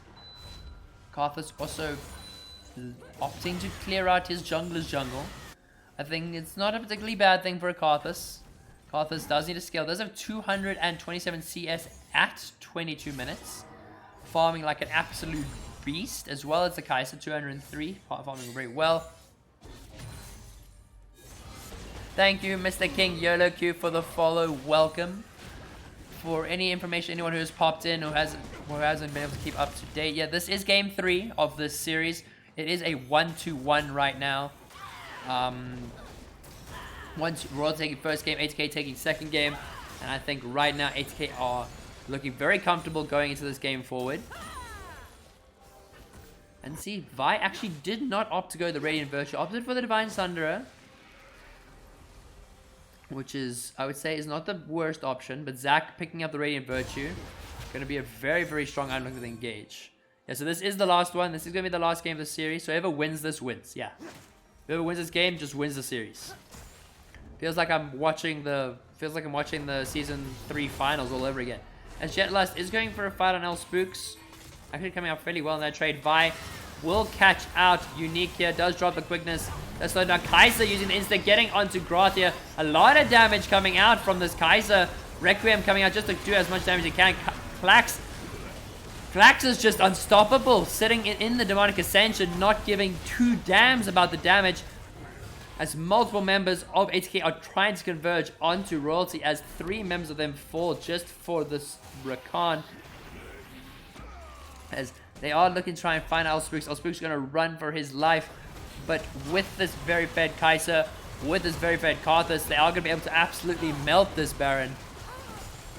Kai'Sa, I think Kai'Sa just picked it up. After that first game, they decided that was it. Massive. Kai'Sa damage is just doing too much. Cassidy jumping into the pit. Will force Zac will pick up the smite on the Baron. Like right now, I think Royals are just getting more and more desperate. I said it earlier and I'll say it again. They really desperately just trying to get these kills, trying to get these shutdowns. But Klax and Slayer are just too strong. They have just got too much comfort, too much extra damage. As now that is a full Ginsu's pick up for the Kai'Sa. And a full Void Staff coming out for Karthus. So right now, Royalty are on thin ice. If they make another mistake, it could be the end of them. Vi is there. Cassante is walking down. Does have the Ghost available. See, the Cassante did change his itemization from the first game. Rather than going for the Proteon, did opt for the Iceborne Gauntlet instead. Sheen being a good pickup for him. Doing a lot of extra damage, especially on the bonus damage proc along with the Grasp. And also, we see there's a smite pickup for Elspooks. So they really, really do not want to give up this dragon as McGrath does land the season assist onto the Kai'Sa. Kai'Sa does get the R, is able to get out, does use the flash. Demonic Ascension desperately trying to do so much damage. But Kai'Sa is just doing too much in the back line. Kai'Sa getting into the back. Ornhorn is summoned. Kai'Sa doing so much. Slayer Eye coming in with the teleport. Zac is there. Cassante, TPE, and ghosting into the back. Flash coming out from the Swain. All are coming out from Jetlust. And that will be a killing spree for Not. As that is 4 members of Royalty falling for 2 on ATK. They will be opening up this base. They will be taking the tower. And they will likely take the inhib too. This is some excellent team play coming out from the side of ATK. This Kai'Sa was definitely the pick to go for. Able to very easily readjust her positioning into the back line to get as much damage off as possible. And is also opting to pick up the Wit's End. Will be very helpful into the Kai'Sa and very helpful into the Swain. But yeah, ATK, they on something else this game. They decided that this is a game where they go all out. They're very much putting out the Kai'Sa and going all out here. As they are going to be picking up their 3rd dragon here. This is going to be the 2nd Hextech one, and we'll opt to probably try and get Soul at the next rotation. But this also does mean that there will be a team fight for that dragon. As Slayer Eye is sitting in the side lane, picking up some farm, picking up some first strike stacks, and missing cannon, unfortunately. As Graf does spot Klax by himself. Season Desist coming out. Elspooks is there. Bit of a dangerous one for Kai'Sa. Desperately trying to get as much damage as possible, but that is just too much to deal with. As that is going to be the shutdown going over to Vi. Bit of a misposition coming out from Klax. Did not have the flash to try and use the ulti to get out, but Kassan has ticked up level 16, does have the Seraph, does have the Rod of Ages. So he is going to be a bit of a nightmare to deal with.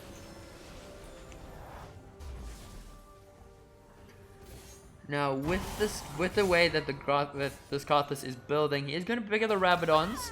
279 CS at 28 minutes. Man is really farming up a Storm here. I wonder actually how close he is. He is about halfway there. As we also see Zac now going to pick up a Sunfire as his 3rd item. And then a Gargoyles likely coming out for Cassante. We see the IE is picked up by the Caitlyn. So that is, she's going to start doing a lot more damage with now the Swain also trying to see if he can pick up the Jack Show. But right now is very behind in gold. Very unlikely going to be going that way. Engaged, look like it's coming out onto this Ornn as a massive quickness coming out from this Rakan. Ornhorn is called. Now they're trying to do the damage, but Ornhorn will not be summoned. As ATK do get the pick that they need.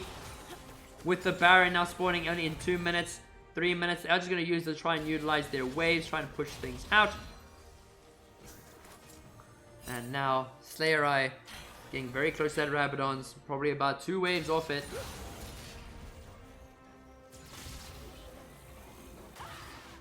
ATK is really good. Yes, this team is on something else.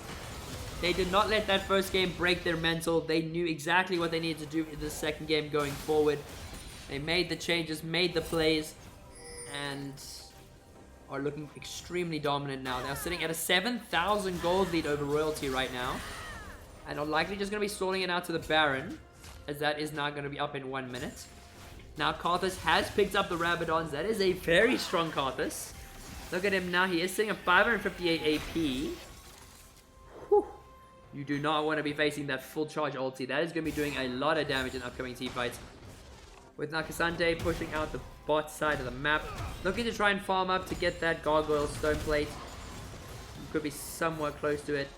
As big crit, big magic damage crits coming out from Slayer here. Is taking up to level 18. Is the highest level in the game here. Just the caster just falling slightly behind. As that is 4 members of ATK. Looking as the instinct coming out onto Vanzo. Vanzo does get charmed. The quickness does land. Demonic Ascension is not able to do enough. As Cassante is fighting this Vi by himself. Stalling it as much as possible. TP coming out from the Ornn. But it's not going to be enough. ATK are on the Baron right now. They are going to shred this very, very quickly with this Kai'Sa and with this Karthus once again. And now Kai'Sa looking to push up the top side. Karthus looking to reset. Probably going to look to pick up that last pot. In fact, no, he still has a full item he can build. Karthus is like, he's still got another full item. This man is going to be way too much damage when the Requiem is used. Now, it is a very good team fight tool. Can also be using it as the poke. The Ornn is summoned. Does get seeded. Ornn is not called. That is a big cooldown for Royalty. That is going to be lost. Not is looking for the engage. Does have the charge up. Rakan does have the quickness. But there will be no dive. As they will rather opt to look for the back. As this next dragon is going to be spawning in 30 seconds. It is going to be ATK Soul. They do make the quick call rotation to head into this bot side of the map. And this is going to be likely to be the deciding fight of the game. Baroned up ATK, Soul for them as well if they are to pick this up. So this is going to likely be the deciding fight between these two teams. By looking for the engage over the wall, but does get spotted. Spook's also looking to try and sneak around. Cassante does pick him up, does bring him behind. A lot of damage actually coming out from the Cassante. Vi does up the cease and desist onto this Kai'Sa. Kai'Sa using the R to reposition. Kai'Sa is just absolutely shredding the Swain through Demonic Embrace. The Rift Walk not able to land onto this Kai'Sa. Kai'Sa flashing forward, picking up the triple kill. Does not look like she is going to pursue the quadra kill, but rather will be just pushing out into the mid lane. And in the bot lane, they do have the Baron, they do have the minions. Kai'Sa going to be looking to just push out that mid wave as the rest of her team will be looking to just open up this bot lane. Excellent team play once again coming out from ATK. This Kai'Sa, very maneuverable, very hard to get onto. Swain's just not able to do enough. As 3 members of ATK are now in the base. They are desperately trying to take down these towers. It looks like this could be the end here. They're just going to go for the end. Karthus and the Kai'Sa are going to be hitting the Nexus. That does look like it is going to be GG's. And that is the series with the comeback going over to ATK.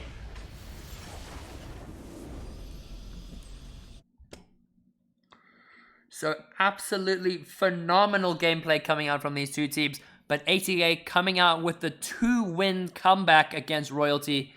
And definitely just shows you the kind of level that these players are playing on right now. ATK are very much in form. Klax on this Kai'Sa, absolutely disgusting. Slayer Eye on this Karthus, also again doing a lot of damage. Also being highest level in the game, almost full build. And I think GG's to both teams. But ATK coming out on top, coming out triumphant. And they will be topping the groups now. Comfortably topping the group in the Mettlestate Pro Division. And Slayer Eye Keck W.